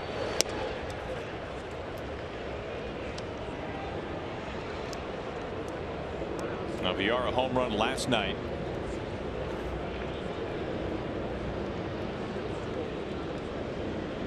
It was the offense for the Orioles, the home run off the foul pole.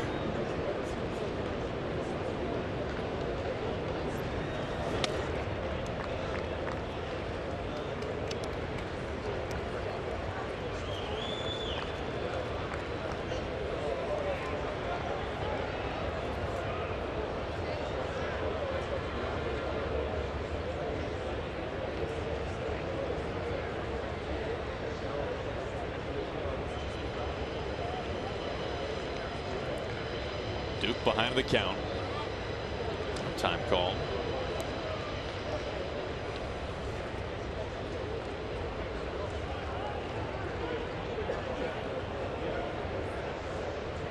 Mullins at second. Valera at first.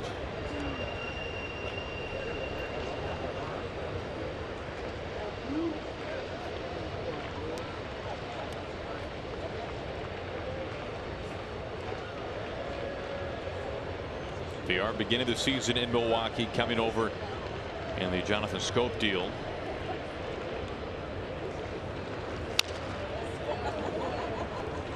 And you mentioned it earlier with Mullins at second base, and when he ran to steal, and what a great jump he had. Not much of a chance at all to throw him out in a situation like that. When you're catching and you see that type of jump, I know you have the option to not throw, just try to frame the pitch, but can you throw to second? You can, but you got to make sure your fielders are going to be shifting to second base. If they're not covering the bag, then you're going to be throwing to nobody at second base. So everybody has to be in on that play, and you got to hope your shortstop or second baseman breaks to the bag, otherwise you're not able to throw. Might be a little bit easier in this situation because D is working so hard to keep him close to second, and he's really not moving out of position from there. So I think he could react in time if that's what you wanted to do. Yes, I think in this situation, yeah, you're right. With D in his placement, could get the bag quickly and easily.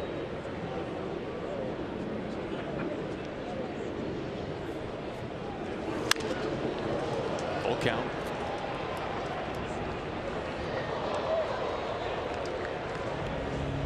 Flip side of that is Valera, because Healy's so far off the bag, is getting a huge lead at first base too, which would make it difficult to throw him out as well. So you got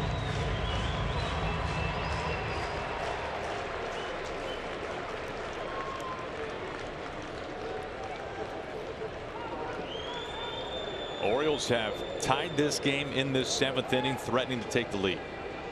1 out, 2 on. Good speed at second. The 3-2. Left side and through Mullins. A burst of speed coming around. Spans throw to the plate on its way. Not in time. Jonathan VR has given the Orioles a 2-1 lead in the 7th.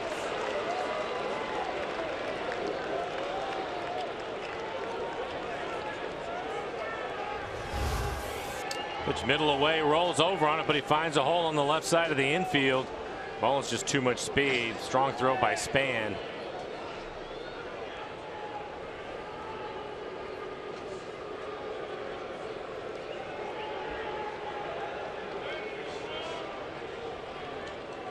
We've got a pitching change.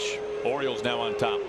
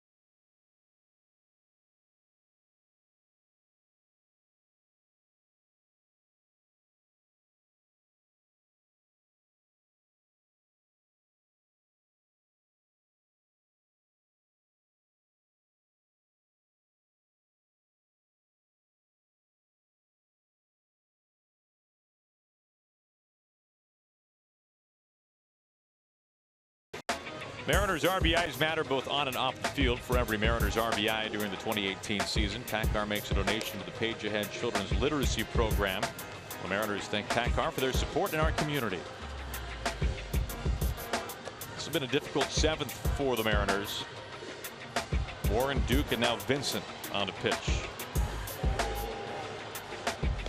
And for Nick, 52 appearances on the year, 4.15 ERA, 46 strikeouts, over 13 walks, opponents hitting .223. Fastball at 90 miles an hour, cutter 87, and a slider.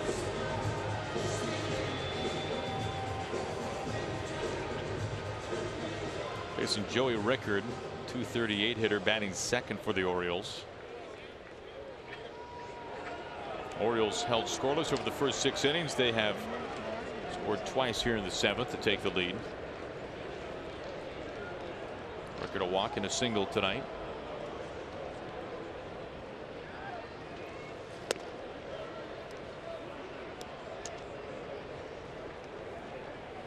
Now Vincent has already done something tonight that he did not do last night. That is throw a ball. He threw 10 pitches last night. They were all strikes. Worked at inning scoreless, a couple of punch outs.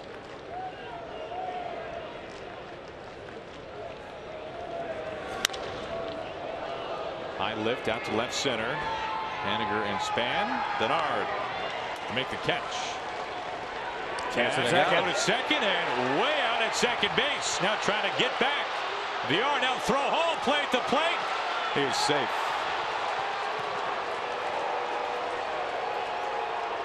3-1 Baltimore.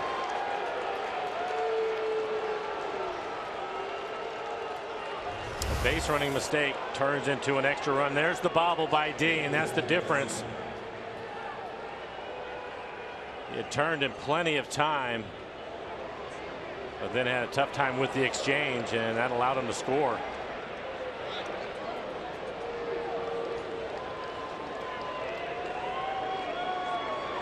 He's missed the tag, keeping an eye on the runner like he is supposed to. Turns, and right there he bobbles it.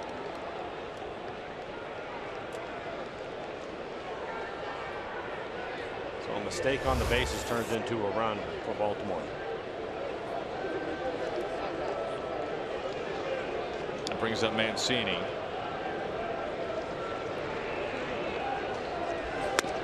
Oh, 1. I don't know how VR was able to stop and not get tagged right there. And D is expecting him to slide into the base, and that's why he was getting as low as he did. You mentioned Dan, he stops on a dime. I still think they would have had the runner at the plate if he doesn't bobble it. Yeah.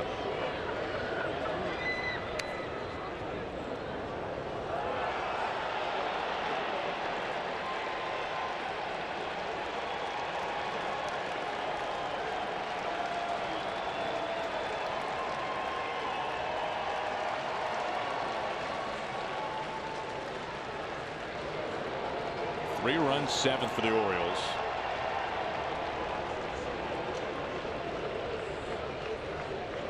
Mancini steps out.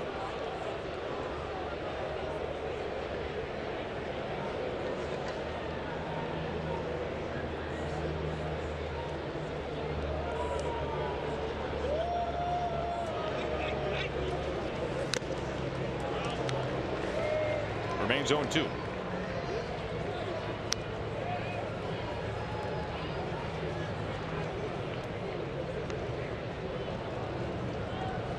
Pazzo's getting loose now.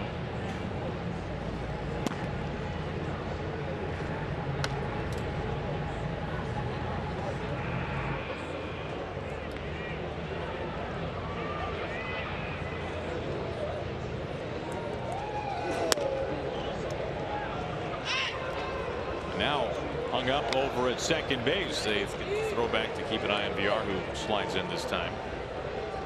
Started about halfway down the third.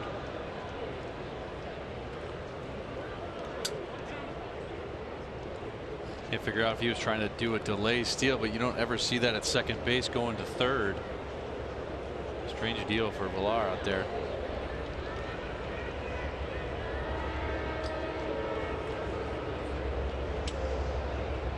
The 1-2. Ends him back.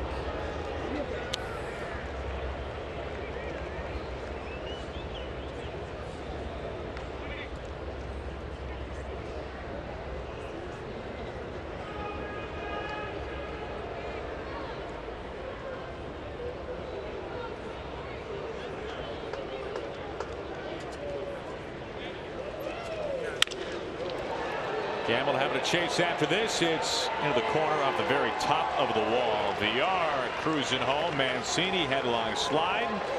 Gets away. He'll stay put. It's a 4-run inning for Baltimore. They lead it by 3.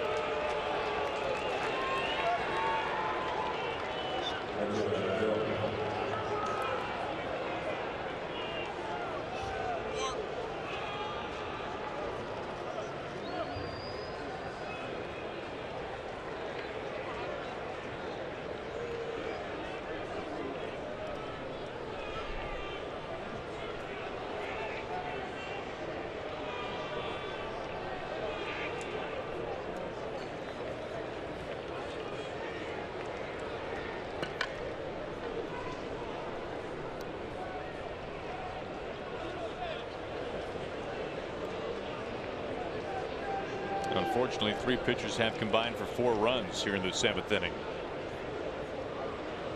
8th batter of the frame, Adam Jones. Got through the first pitch.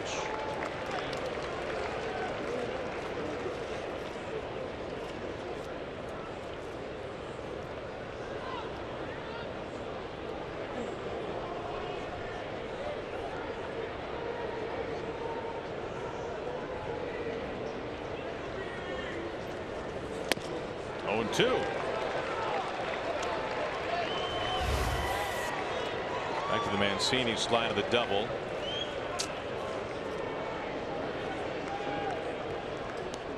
Little face plant there. Not too comfortable.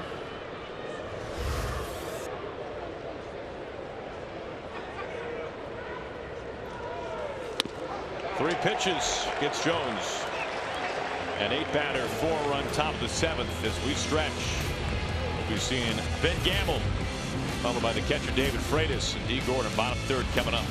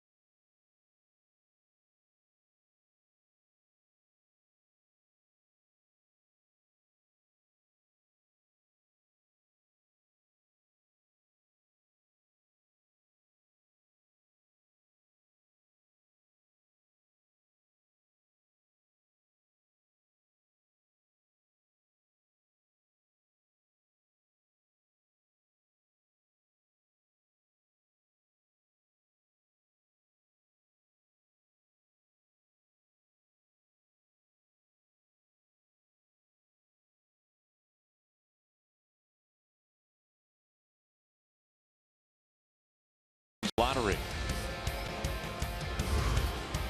It's on to the bottom of the 7th. The Orioles get 4 runs in the top half and now lead it 4-1. And Dan, what a night in right field for Ben Gamble. Well, he's used his arm with a good throw in the 2nd inning to nail a runner at home plate, and then 2 amazing diving catches. That one just in foul territory, this one in shallow right field. And Ben Gamble just putting on a display of defense out in right field tonight. As you look at the new pitcher for Baltimore, Paul Fry.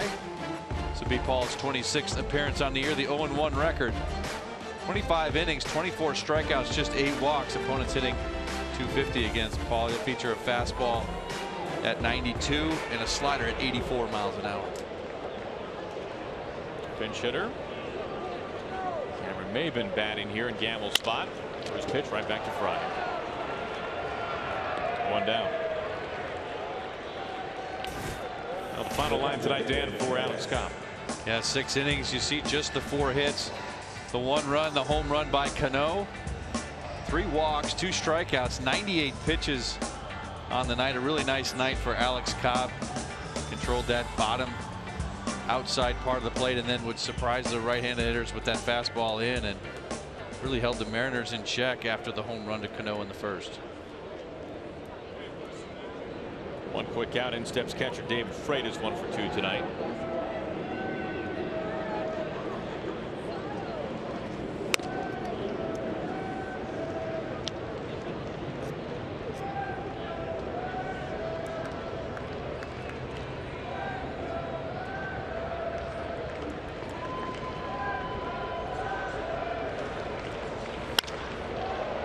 This up to left field. It is over the leap of Rickard, who has moved from center field to left field. Freitas throttles down, a 1-out double.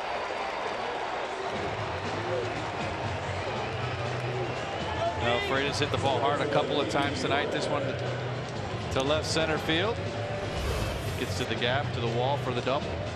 Completely fooled Rickard in left field. He was running straight across and then had to make a change, and by then it was too late on the line drive, hit over his head.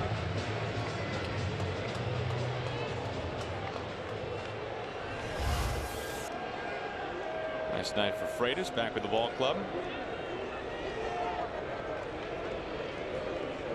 Here's D.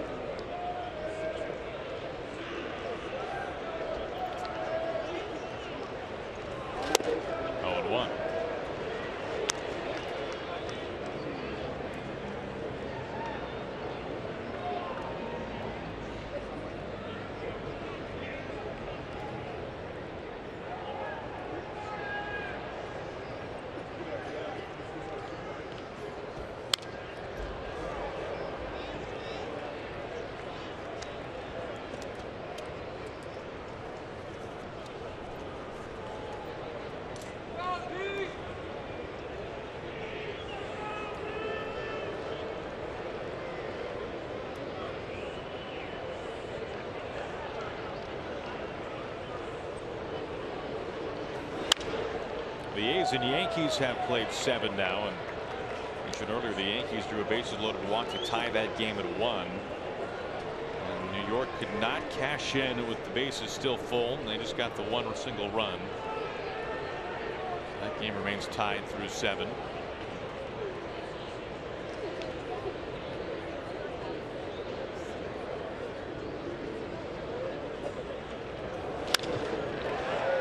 Field, Rickard charging and is able to make the catch. 2 down. Freitas back to second. Well, the series wraps up tomorrow. Day off on Thursday for the Mariners. To see out here at Safeco Field. Our CenturyLink What's Next. Andrew Kashner gets the ball for the Orioles tomorrow. Meanwhile, Mike Leake going for the Mariners. He's had a rough time his last 2 starts. This after following 6 consecutive quality starts for Leake, and twice in that stretch facing the Astros with all those quality starts.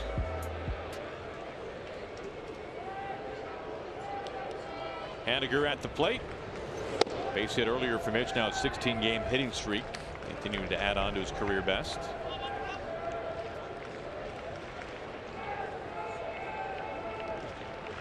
Another part to this game is just not many opportunities for the Mariners to score runs. Dan, they've struggled swinging the bats tonight. So far, just 0 for 4 with runners in scoring position, and here we are in the 7th inning.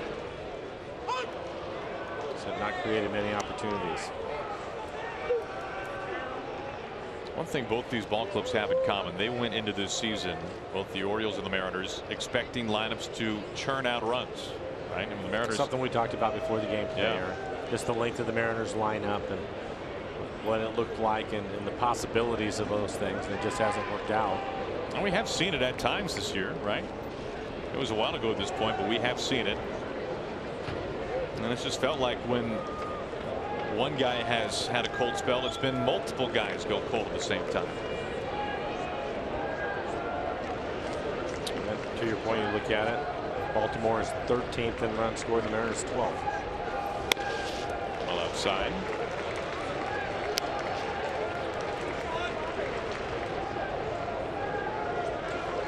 It's a great point, Aaron, too, about typically when a guy goes cold, someone else in the lineup is getting hot at that point. But when you have multiple guys going cold simultaneously, that's when things get awfully quiet. Yankees have taken the lead. Good news there.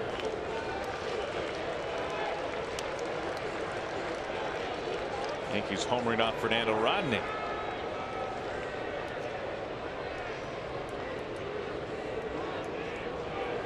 Good count here for Mitch.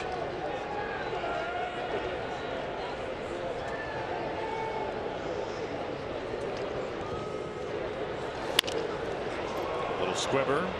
Valera, the second baseman, on to first base to end the inning. Freitas after the double, left stranded. We've completed 7.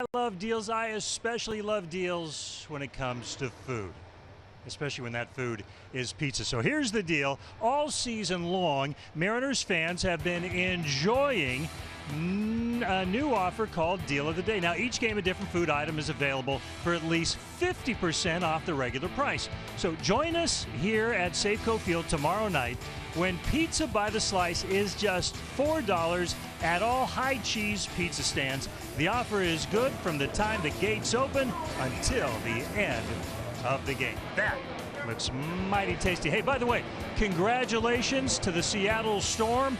Not too far from here tonight in Game 5 of the Western Finals. The Storm taking down the Phoenix Mercury 94-84 to advance to the WNBA Finals. That'll begin on Friday at the Key against the Washington Mystics. And fellas, I'm not sure there's a tougher athlete in town than Sue Bird, playing through her 5th broken nose of her career. She came up big tonight, especially in the 4th quarter, to help her team back to the championship round.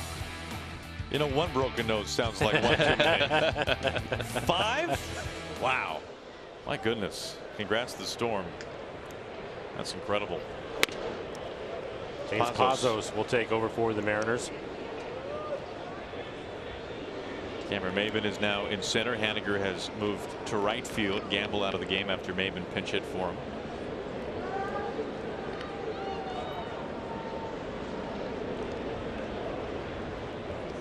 Pazos fastball, low to mid 90s, and a slider.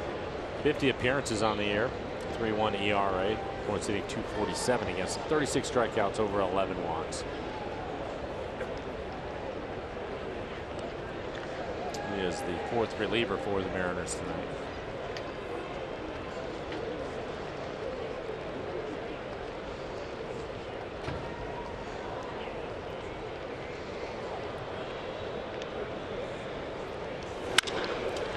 Into the shift. The charging. Easy overhand toss. 1 down. That brings up Renato Nunez, who got that 7th inning going for the Orioles, a leadoff home run.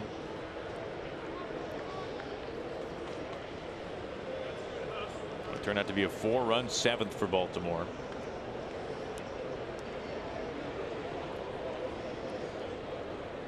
Last night, Mariners pitching holding the Orioles to just a single run on only 3 hits.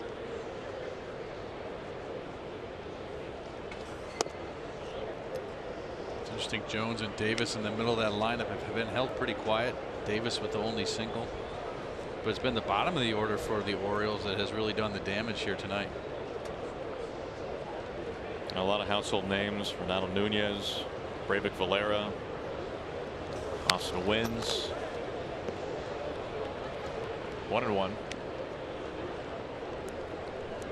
Out of the furthest, most reaches of the media guide.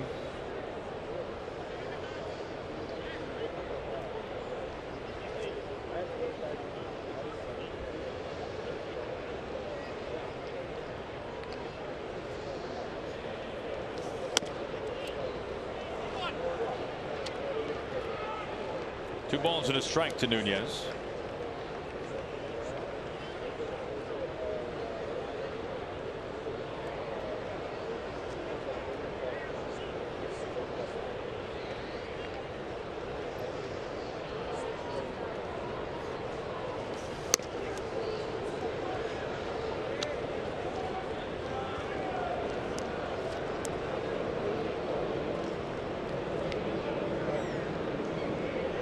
Pazos taking a lap off the back of the mound. Regrouping here behind 3-1.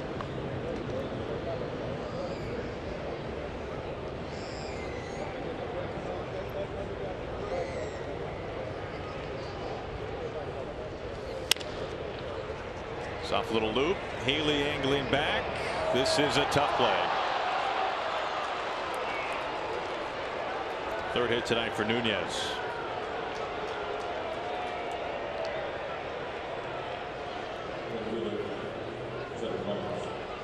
One out base hit.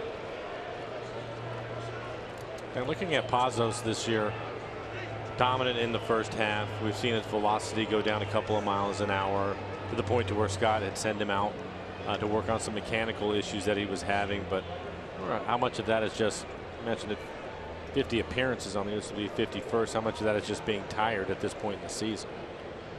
Because I think with that, you're going to reach back for a little bit more, so you won't have the same type of command. And not only that, too, your execution when you get tired, the location of your pitches suffers a little bit as well. So not only is the velocity not there, but the execution, the type of pitch you're throwing isn't quite as sharp. All that begins to pile on.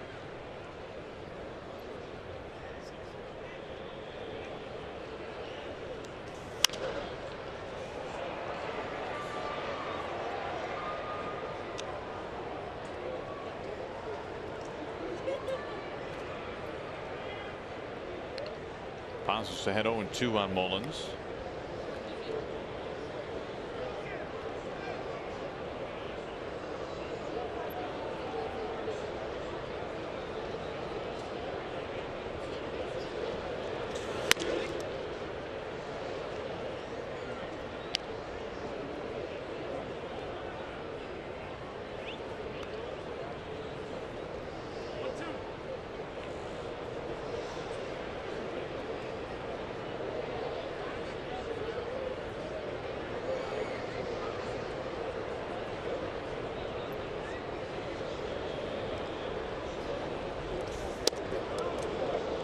Missing inside.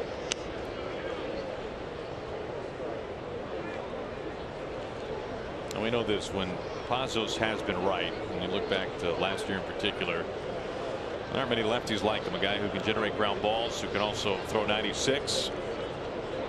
And that tremendous combination of a strikeout pitcher and a ground ball pitcher at the same time.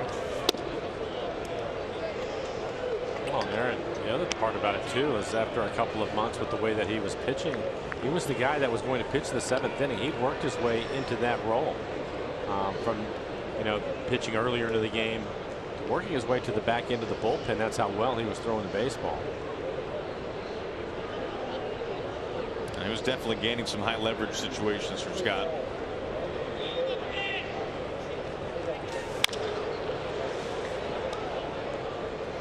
I mean, when you think about what the expected bullpen for the Mariners was going to be like this year. I mean, of course, David Phelps gone for the season. He's going to be a major part late in games. Nicasio done for the year. His first season with the Mariners had its fair share of turbulence.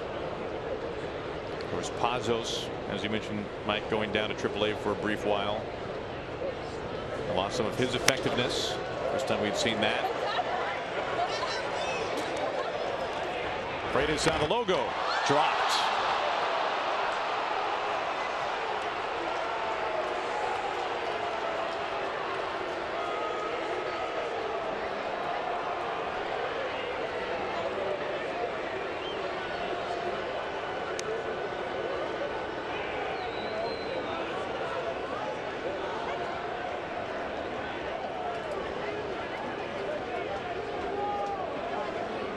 Couple of soft pop-ups, one fair, one foul not caught in this 8th inning.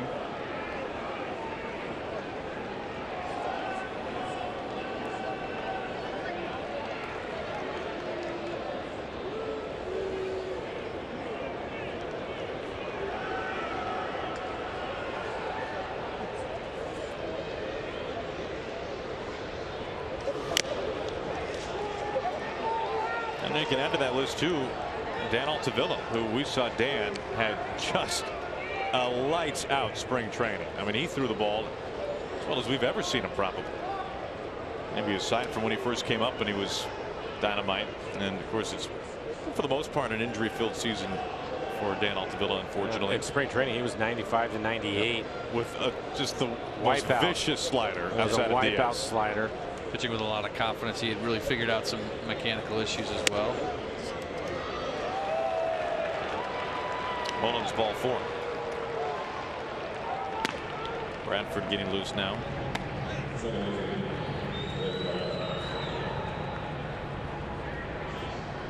Looks like we'll have a pinch runner.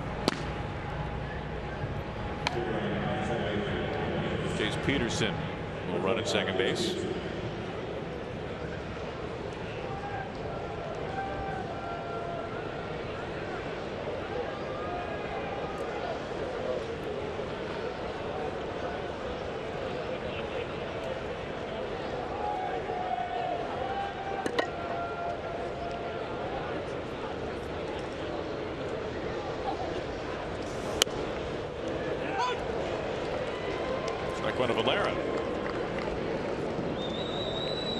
And even Sam Tuivalala, who we saw come up, and of course the Achilles injury. And I know, Mike, you really like his arm when you saw it in a brief period of time. I did a lot. Unfortunately, he had that injury, but I think that's something to look forward to for this organization. Still trying to figure things out too, but a lot of talent. It really hasn't been pitching for all that long. It's just an explosive fastball from what I could see as well.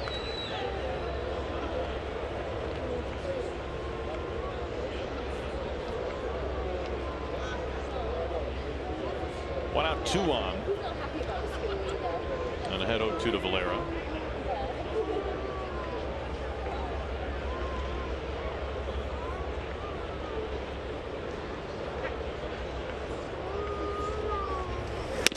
Cuts right through 94. 2 outs.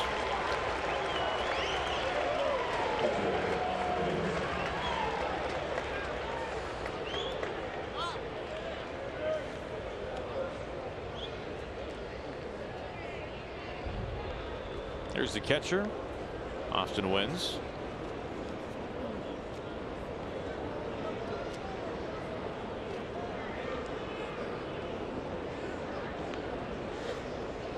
He has twice been robbed of Ben Gamble at right field.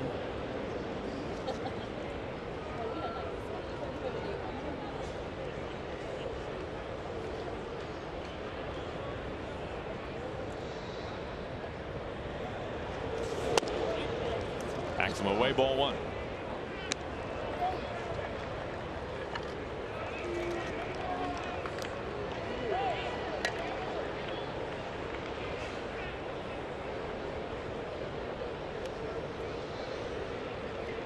Yankees now leading 3-1 in Oakland. Fernando Rodney tagged for 2 runs.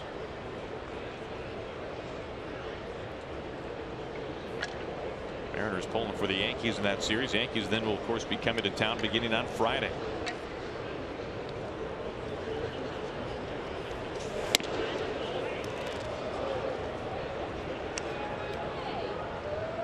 That was right at the top of the zone, but ruled ball 2. I was talking to Scott Service about Pazos the other day, and he was telling me that part of the problem, and you can understand this, is that when he would start, he was dropping down into his legs to push off, but he was dropping further, and that was getting his arm higher. So changing his arm angle and losing some velocity and the feeling you were talking about. So that's what mechanically they wanted to get him back to where he wasn't dropping into his legs so much, so that his arm angle would stay the same. And a lot of times you don't realize those things are happening, and obviously we talked about the use, and having that angle is so important, and being able to have that consistent release point. You see his fastball sometimes inconsistent, and that's why it's just not that same release point, and finding that again is going to be a key for Pazos going forward.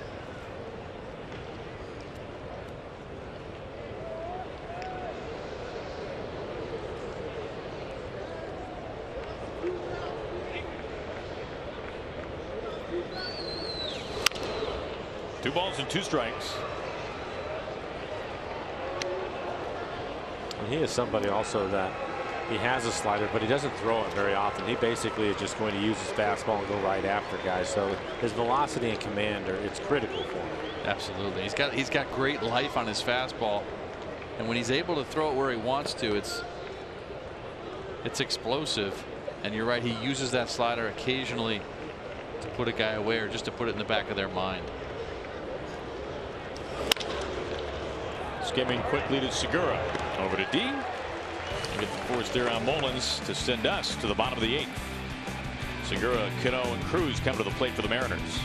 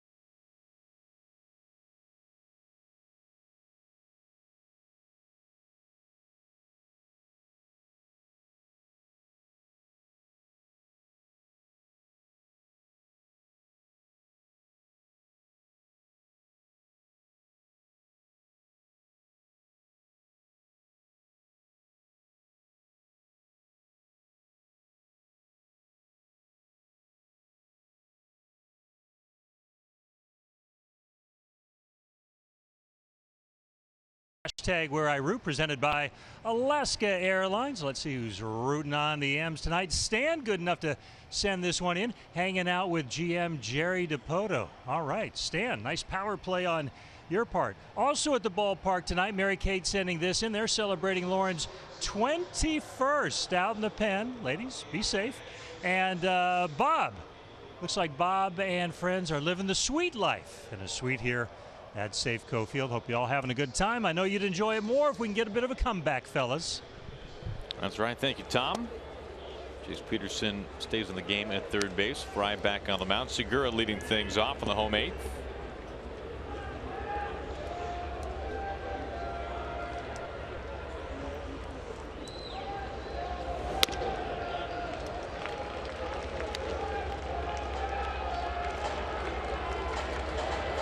Gina had 2-0.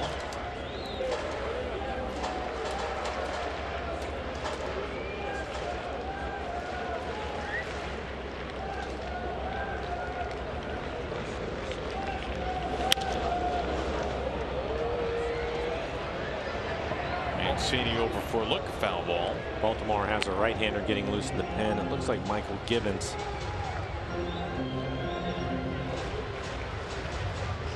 And it is.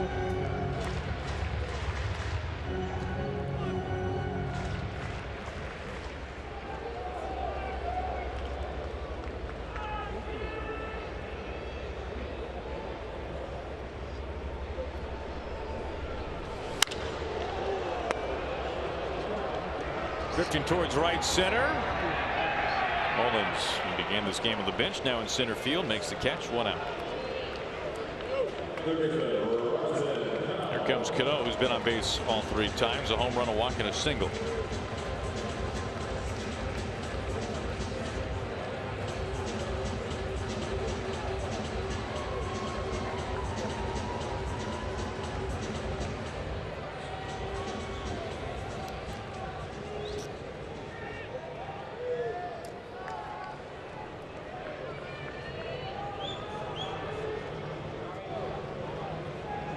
First pitch to Cano. Foul straight back.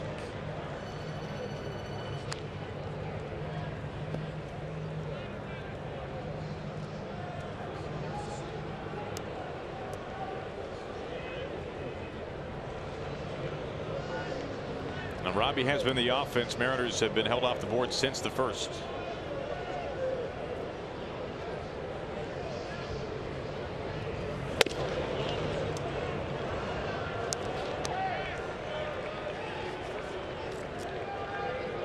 Chasing Bradford getting loose again.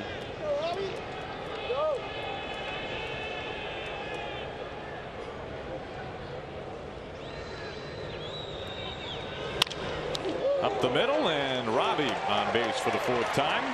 His 3rd hit.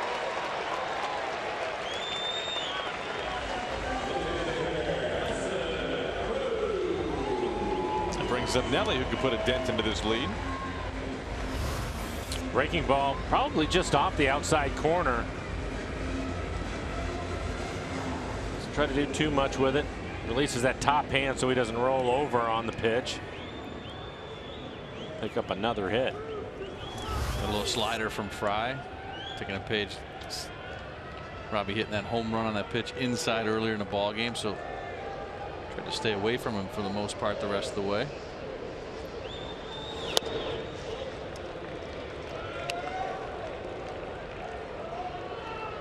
Danny Echeverria, a home run for the Yankees, who now lead 4-1.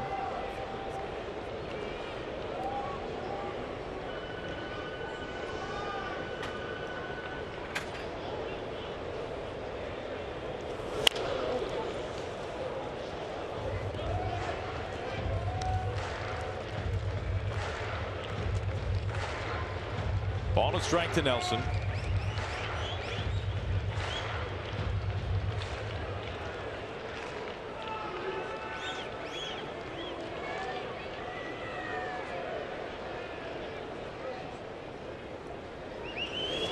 Big rip and a miss. Nelly, an all-star again this year and 5 times in the last 6 seasons.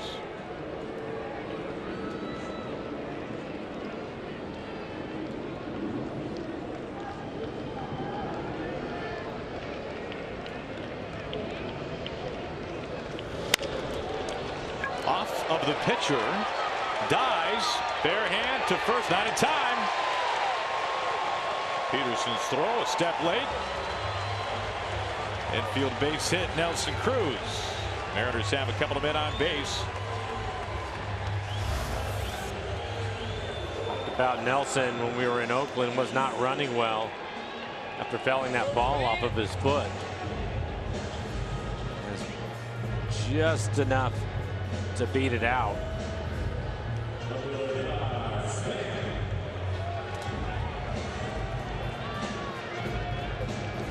See so often now that pitchers let those balls go because of the shift and players playing right up the middle. Fry tried to get that one, but it cost him. Now you want to take advantage of it. Opportunity for the Mariners. Tie and run at the plate. 1 out, 2 on the pitch to Span. Looking at strike 1.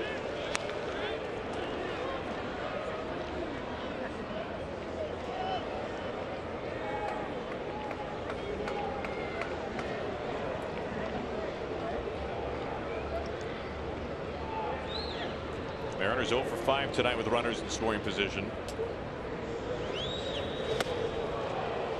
Now 0-2.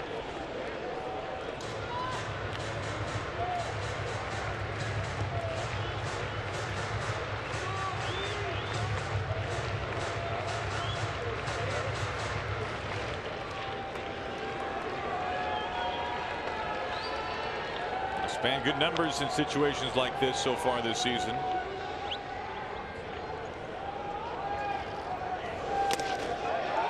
Gets away from Wins, and Cano skips into third base. Nelly into second. So things getting 90 feet easier for the Mariners. And a 1-2 count now for Denard Span.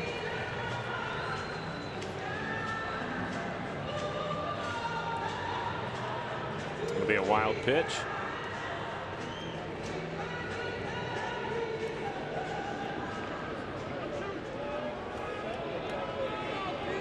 Three sliders in a row so far to Span. See if they elect to stay with the slider or go with the fastball.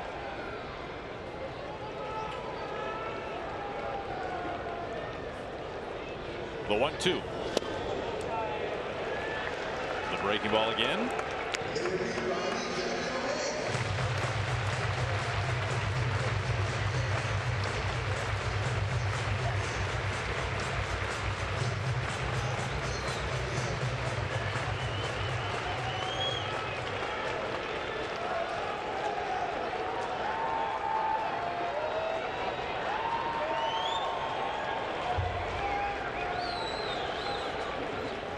The 2-2. Gets a call. The first heater of the at bat up in the strike zone. Looks like the Mariners might have caught a break there. 3-2. Mike, I gotta believe he's going back to the slider. Yeah.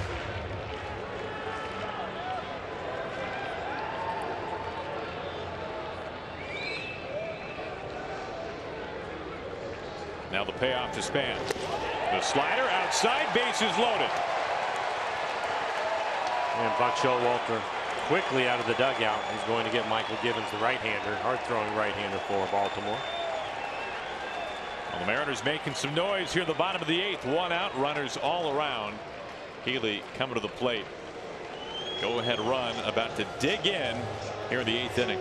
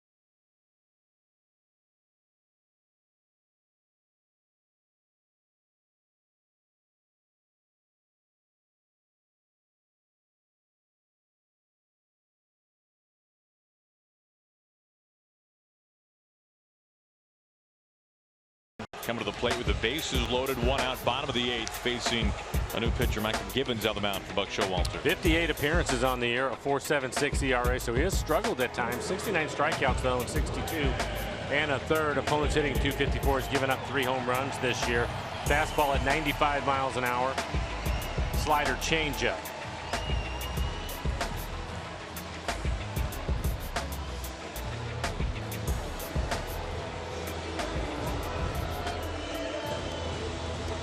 Good numbers against right-handers for Gibbons, but not impossible. 236 the average right on right. Chance for Healy's second career grand slam. He's been hot. 6-game hitting streak for Ryan. Goes after the first pitch, and it bounces to Villar. The flip, the turn, and it gets away from Mancini. Cano is in. Cruz is in. Put the ball in play. Sometimes good things happen, and the Mariners are within a run. 4-3 Baltimore.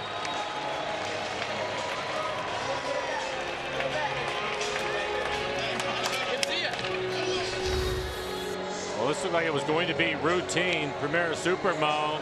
Good feed. And then he just spikes it. Tough hop for Mancini to pick.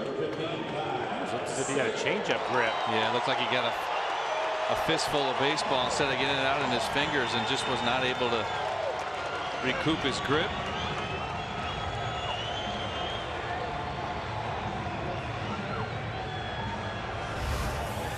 And here is Kyle Seager. Seager off the bench, pinch hitting. Hitting for Maven.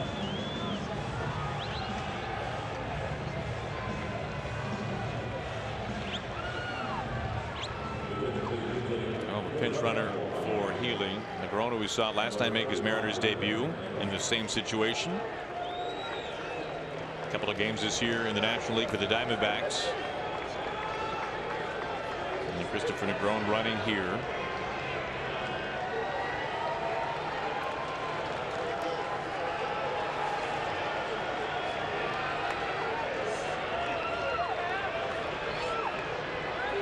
Tying run in scoring position. Go ahead at the plate. Ball one.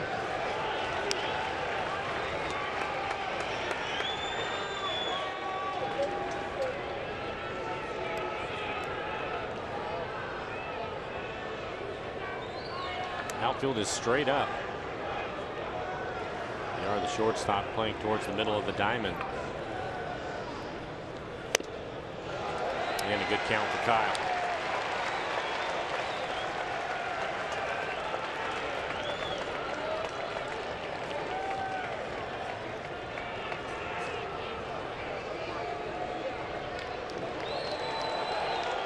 And they put him on.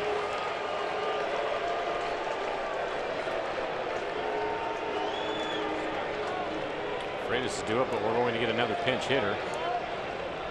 And it'll be Chris Herman.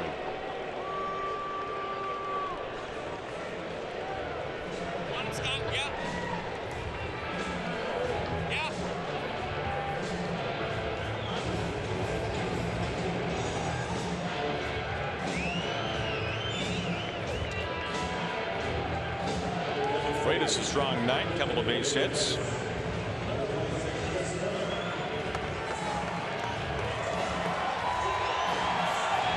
Big spot here for Herman.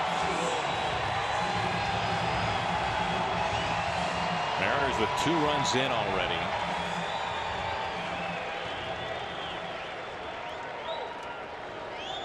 Negrona pinch running for Healy at second base, the tying run.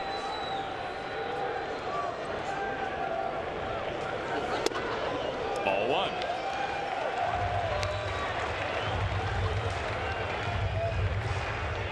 Now, for as much of a struggle as this night has been at times for the Mariners, a chance to erase a lot of that here.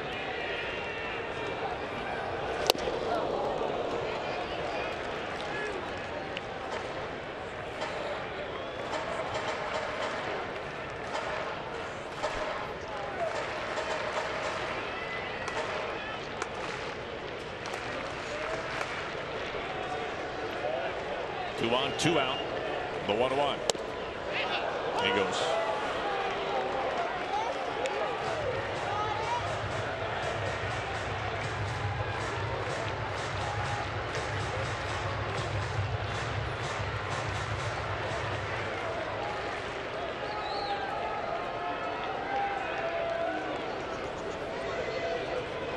The 1-2 pitch. Mariners get another call. Pretty good fastball, 96 at the bottom of the zone.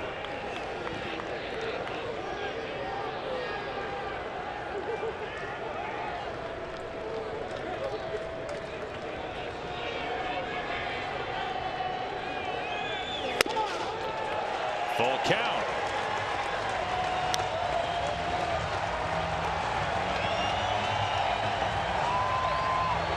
On deck. McGraw, the tying run in scoring position. Seager intentionally walked at first. Herman pinch hitting. 2 outs, 2 on, bottom 8. 3-2 on the way. Inning over. Mariners strand 2. They get 2 within 1 going to the 9th.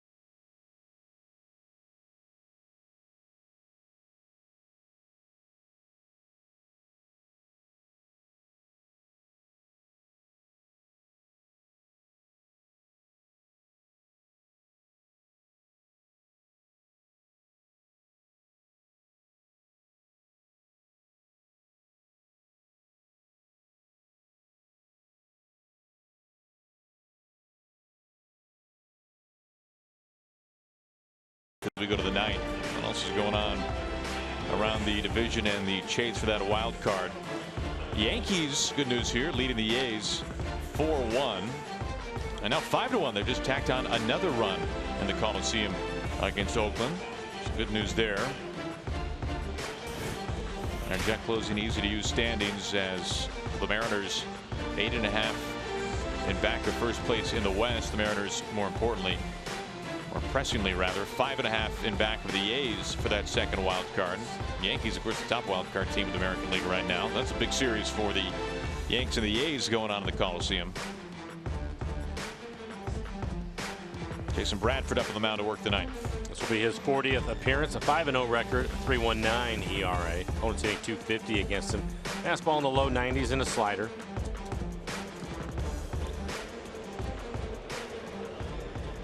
Top of the lineup for Baltimore.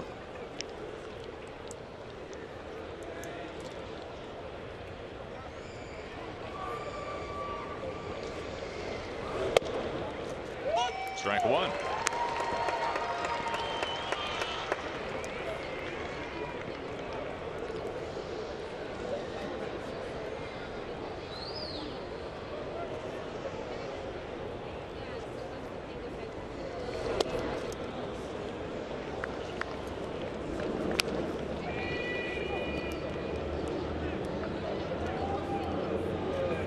VR had the go-ahead RBI single back in the 7th. Orioles scored all 4 of their runs in that 7th inning, an 8-batter frame.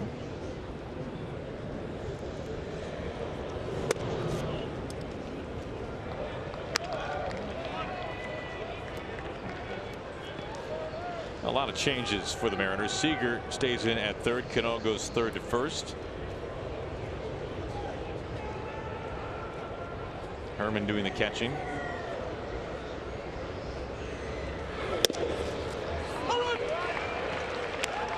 And Guillermo Heredia in center field for the Mariners.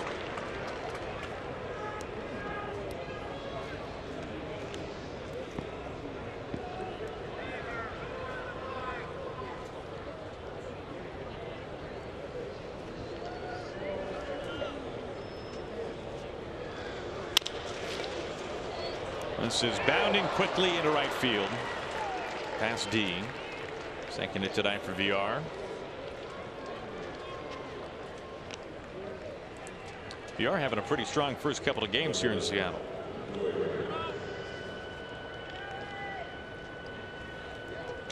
Here comes Joey Rickard.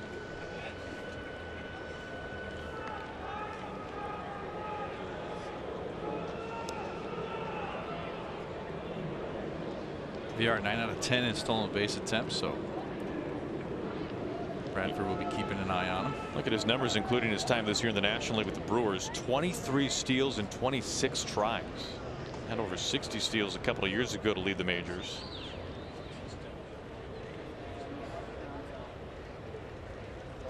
Rickard bunting, foul.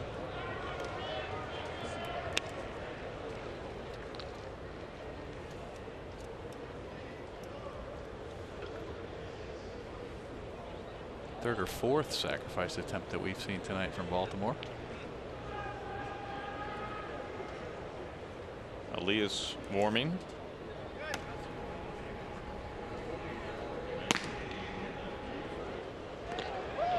Keep VR close. Yeah, they've tried it a number of times, Dan. Only been able to get the one bunt down.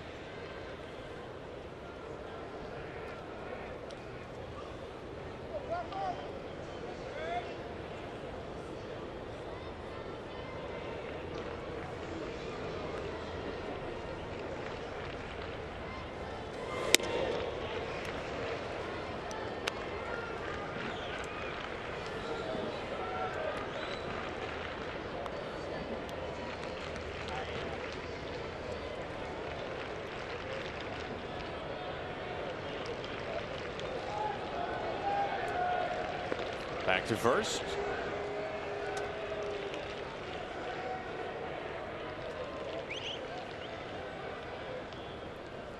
Final game of the series tomorrow night.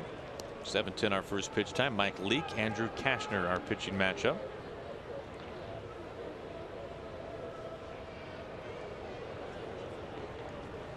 They are taken off. 1-2 now.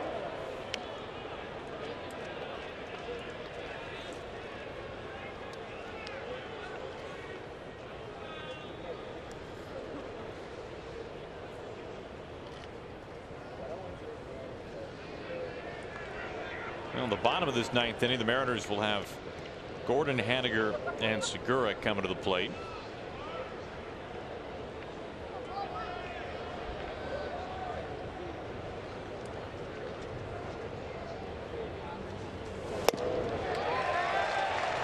Out number one.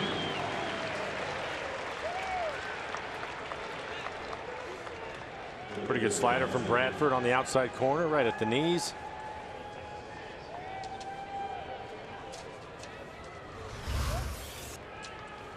Herman set up on the outside corner and he hits his location.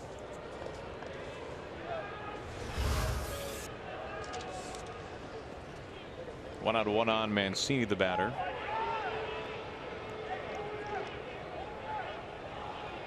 Dan, how about Edwin Diaz winning American League Reliever of the Month again? Yeah, are these like 4 watches that will be on his arm? I mean, what is this? What is this looking like? I saw the presentation with the red carpet before the game. This gets away from Robbie. VR will stay put though. John Stanton presenting him with a very nice framed photograph and an award. Pretty impressive, the season he has put together. I mean, it just I'd love to see him be able to track down that record and get 10 more saves, 11 more saves. 10 to tie, 11 to hit the all-time single season record. There goes VR, club to left, span on a bounce.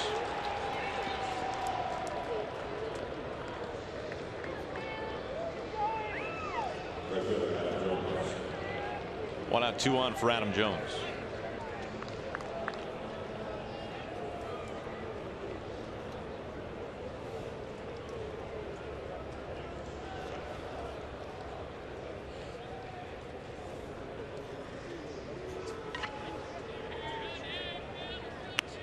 And when we look back at this season for Edwin Diaz, and Obviously, the numbers, you can look at so many different angles, and they're all remarkable for Edwin. Him saving all 4 games in the first ever 4-game sweep of the Astros will be, from my mind, one of the most lasting memories for Edwin Diaz in 2018. I mean, that's something that, never been done in franchise history, saving all 4 games of a series, and it had hardly been done in baseball history. Well, especially when you consider that after the first 3, he was supposed to be down and not throwing in that game, but he wanted to come in and try to save it, which he was able to do. And I think you give him a lot of credit for that also. I think the other thing that's impressive is just the number of 1-run saves that he's come into as well. I mean, the 1-run ball games, it's a different kind of an animal when it's a 1-run save versus 3 runs, and he's had plenty of opportunities. You can see single season all-time save leaders. Edwin Diaz tied with Gagne, his 02 season, for 8th all-time. One away from tying a number of other pitchers. Heredia quickly turning back onto the track. He puts it away. 2 outs. VR tagging and advancing.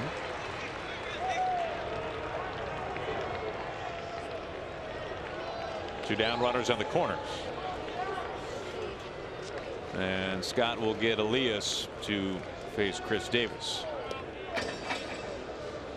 Left on left coming up with 2 on and 2 out in the 9th inning.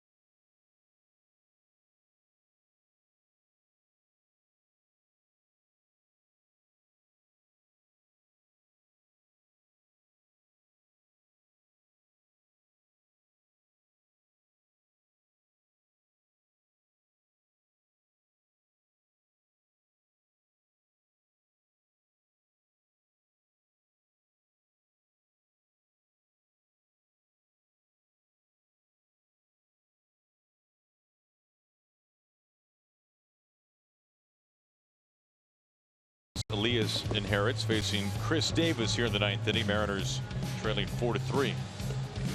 Elias fastball 94 to 96 miles an hour. Curveball. And Dan, a much improved changeup for Elias. It's as you take a look at his numbers, but his changeup has been a pretty good pitch for him, and he didn't have that when he was here the first time around. Yeah, changeup always an equalizer, and when you can develop that pitch, it becomes such a strong weapon for you. And Roenis is able to do that.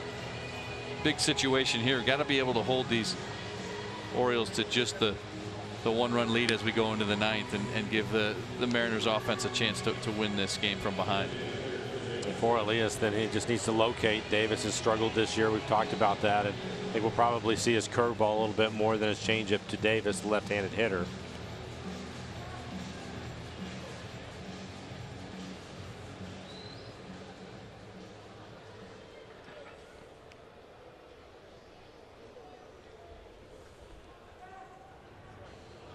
Davis batting just .149 against lefties this year.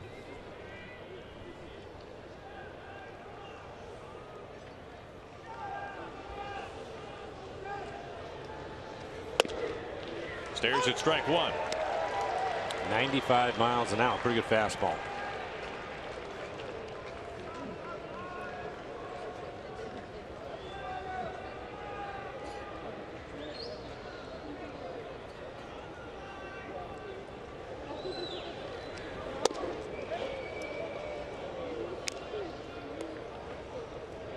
Good breaking ball, just misses. You could see Davis kind of leaning back.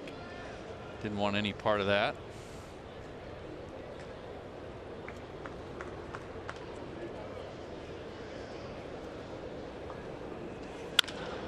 Now this is into right field for a base hit. VR touches home. Mancini first to third.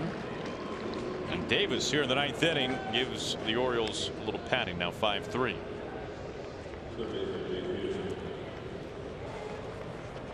After missing with a curveball, he comes back with another fastball. It is 95 miles an hour, but elevated in the middle of the plate.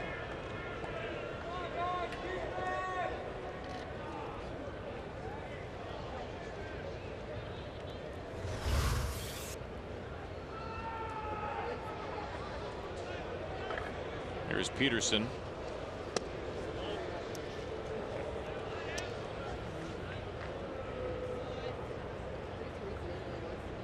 A final from the Coliseum. Good news there. Yankees take down the A's 5-1. That series split 1 game apiece.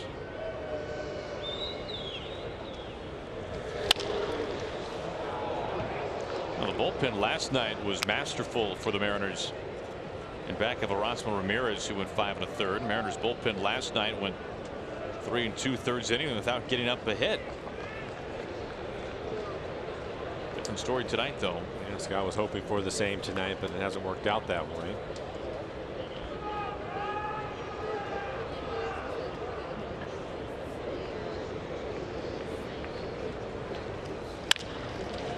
Right to Robbie. Easy step on first. A couple of men are left, but the Mariners down by 2 and down to their final 3 outs.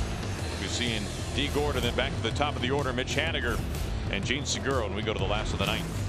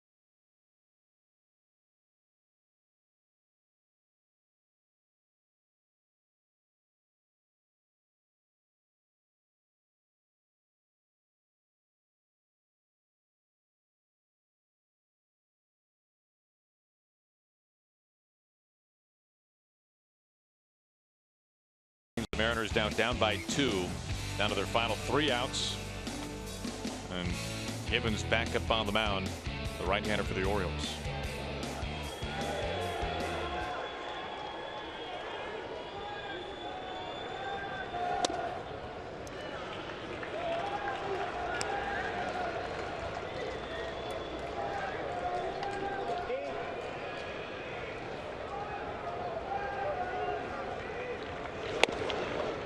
One.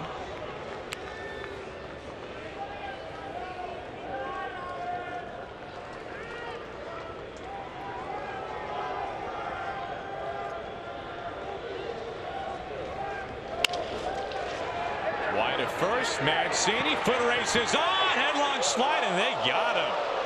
Well, Scott Service will take a look at this. I thought when the throw was behind Gibbons a little bit, that was going to be enough for D to close the distance as he dives into first.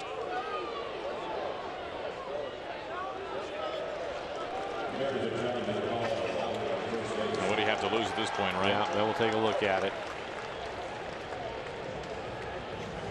It appeared that he was out. Pretty athletic play on both ends. Right there, though, you can see him reaching back for the ball. I thought maybe that would be the difference for D to beat it out. Still able to get his foot down in time, it looks like. Sure looks like it from that angle and a couple others as well.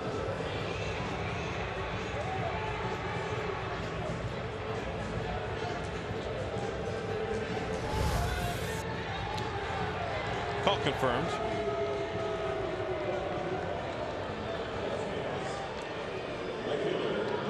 Here comes Haniger, a single back in the third to extend his hitting streak to 16 games.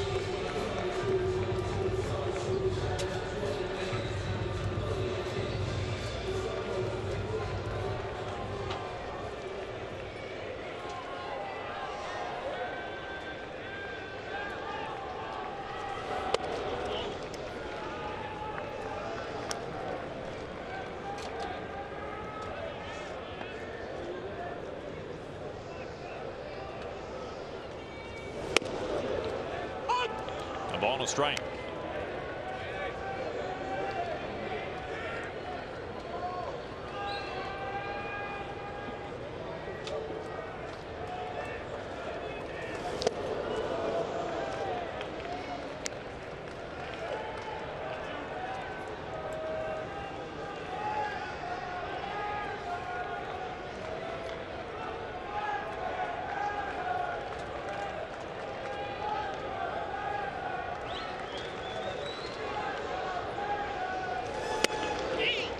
They appeal down to first base, but Schultz back. 2-2.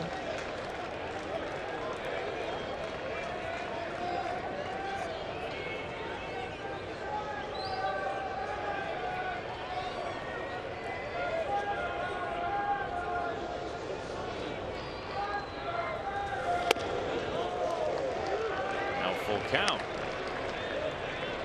Givens with that 3/4 delivery. Gets a lot of movement on his fastball, but sometimes gets onto the side of that slider. That's the one you like as a hitter. Flattens out. Flattens it out. Yep.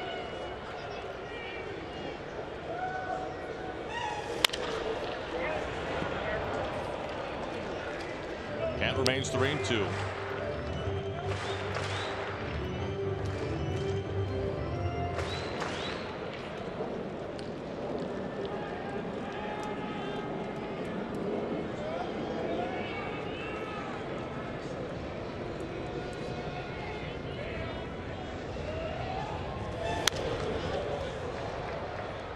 Putting up a battle here. Next pitch is number 8 to Haniger. 1 out, nobody on. Segura on deck.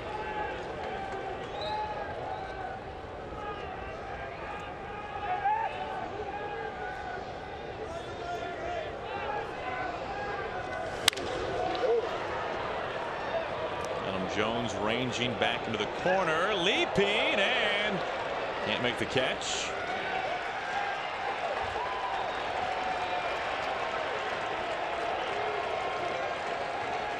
Of an effort by Jones.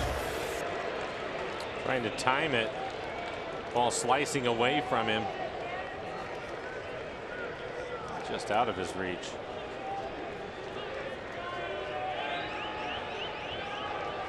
Great effort.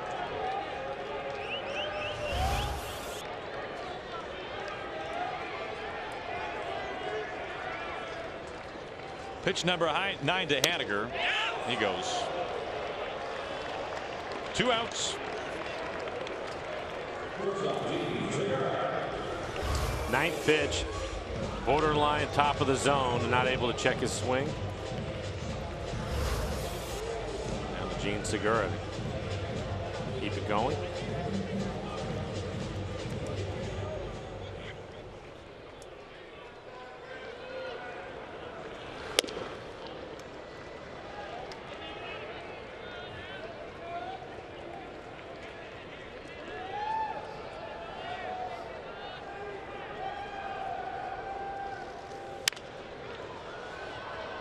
A ball and a strike to Segura.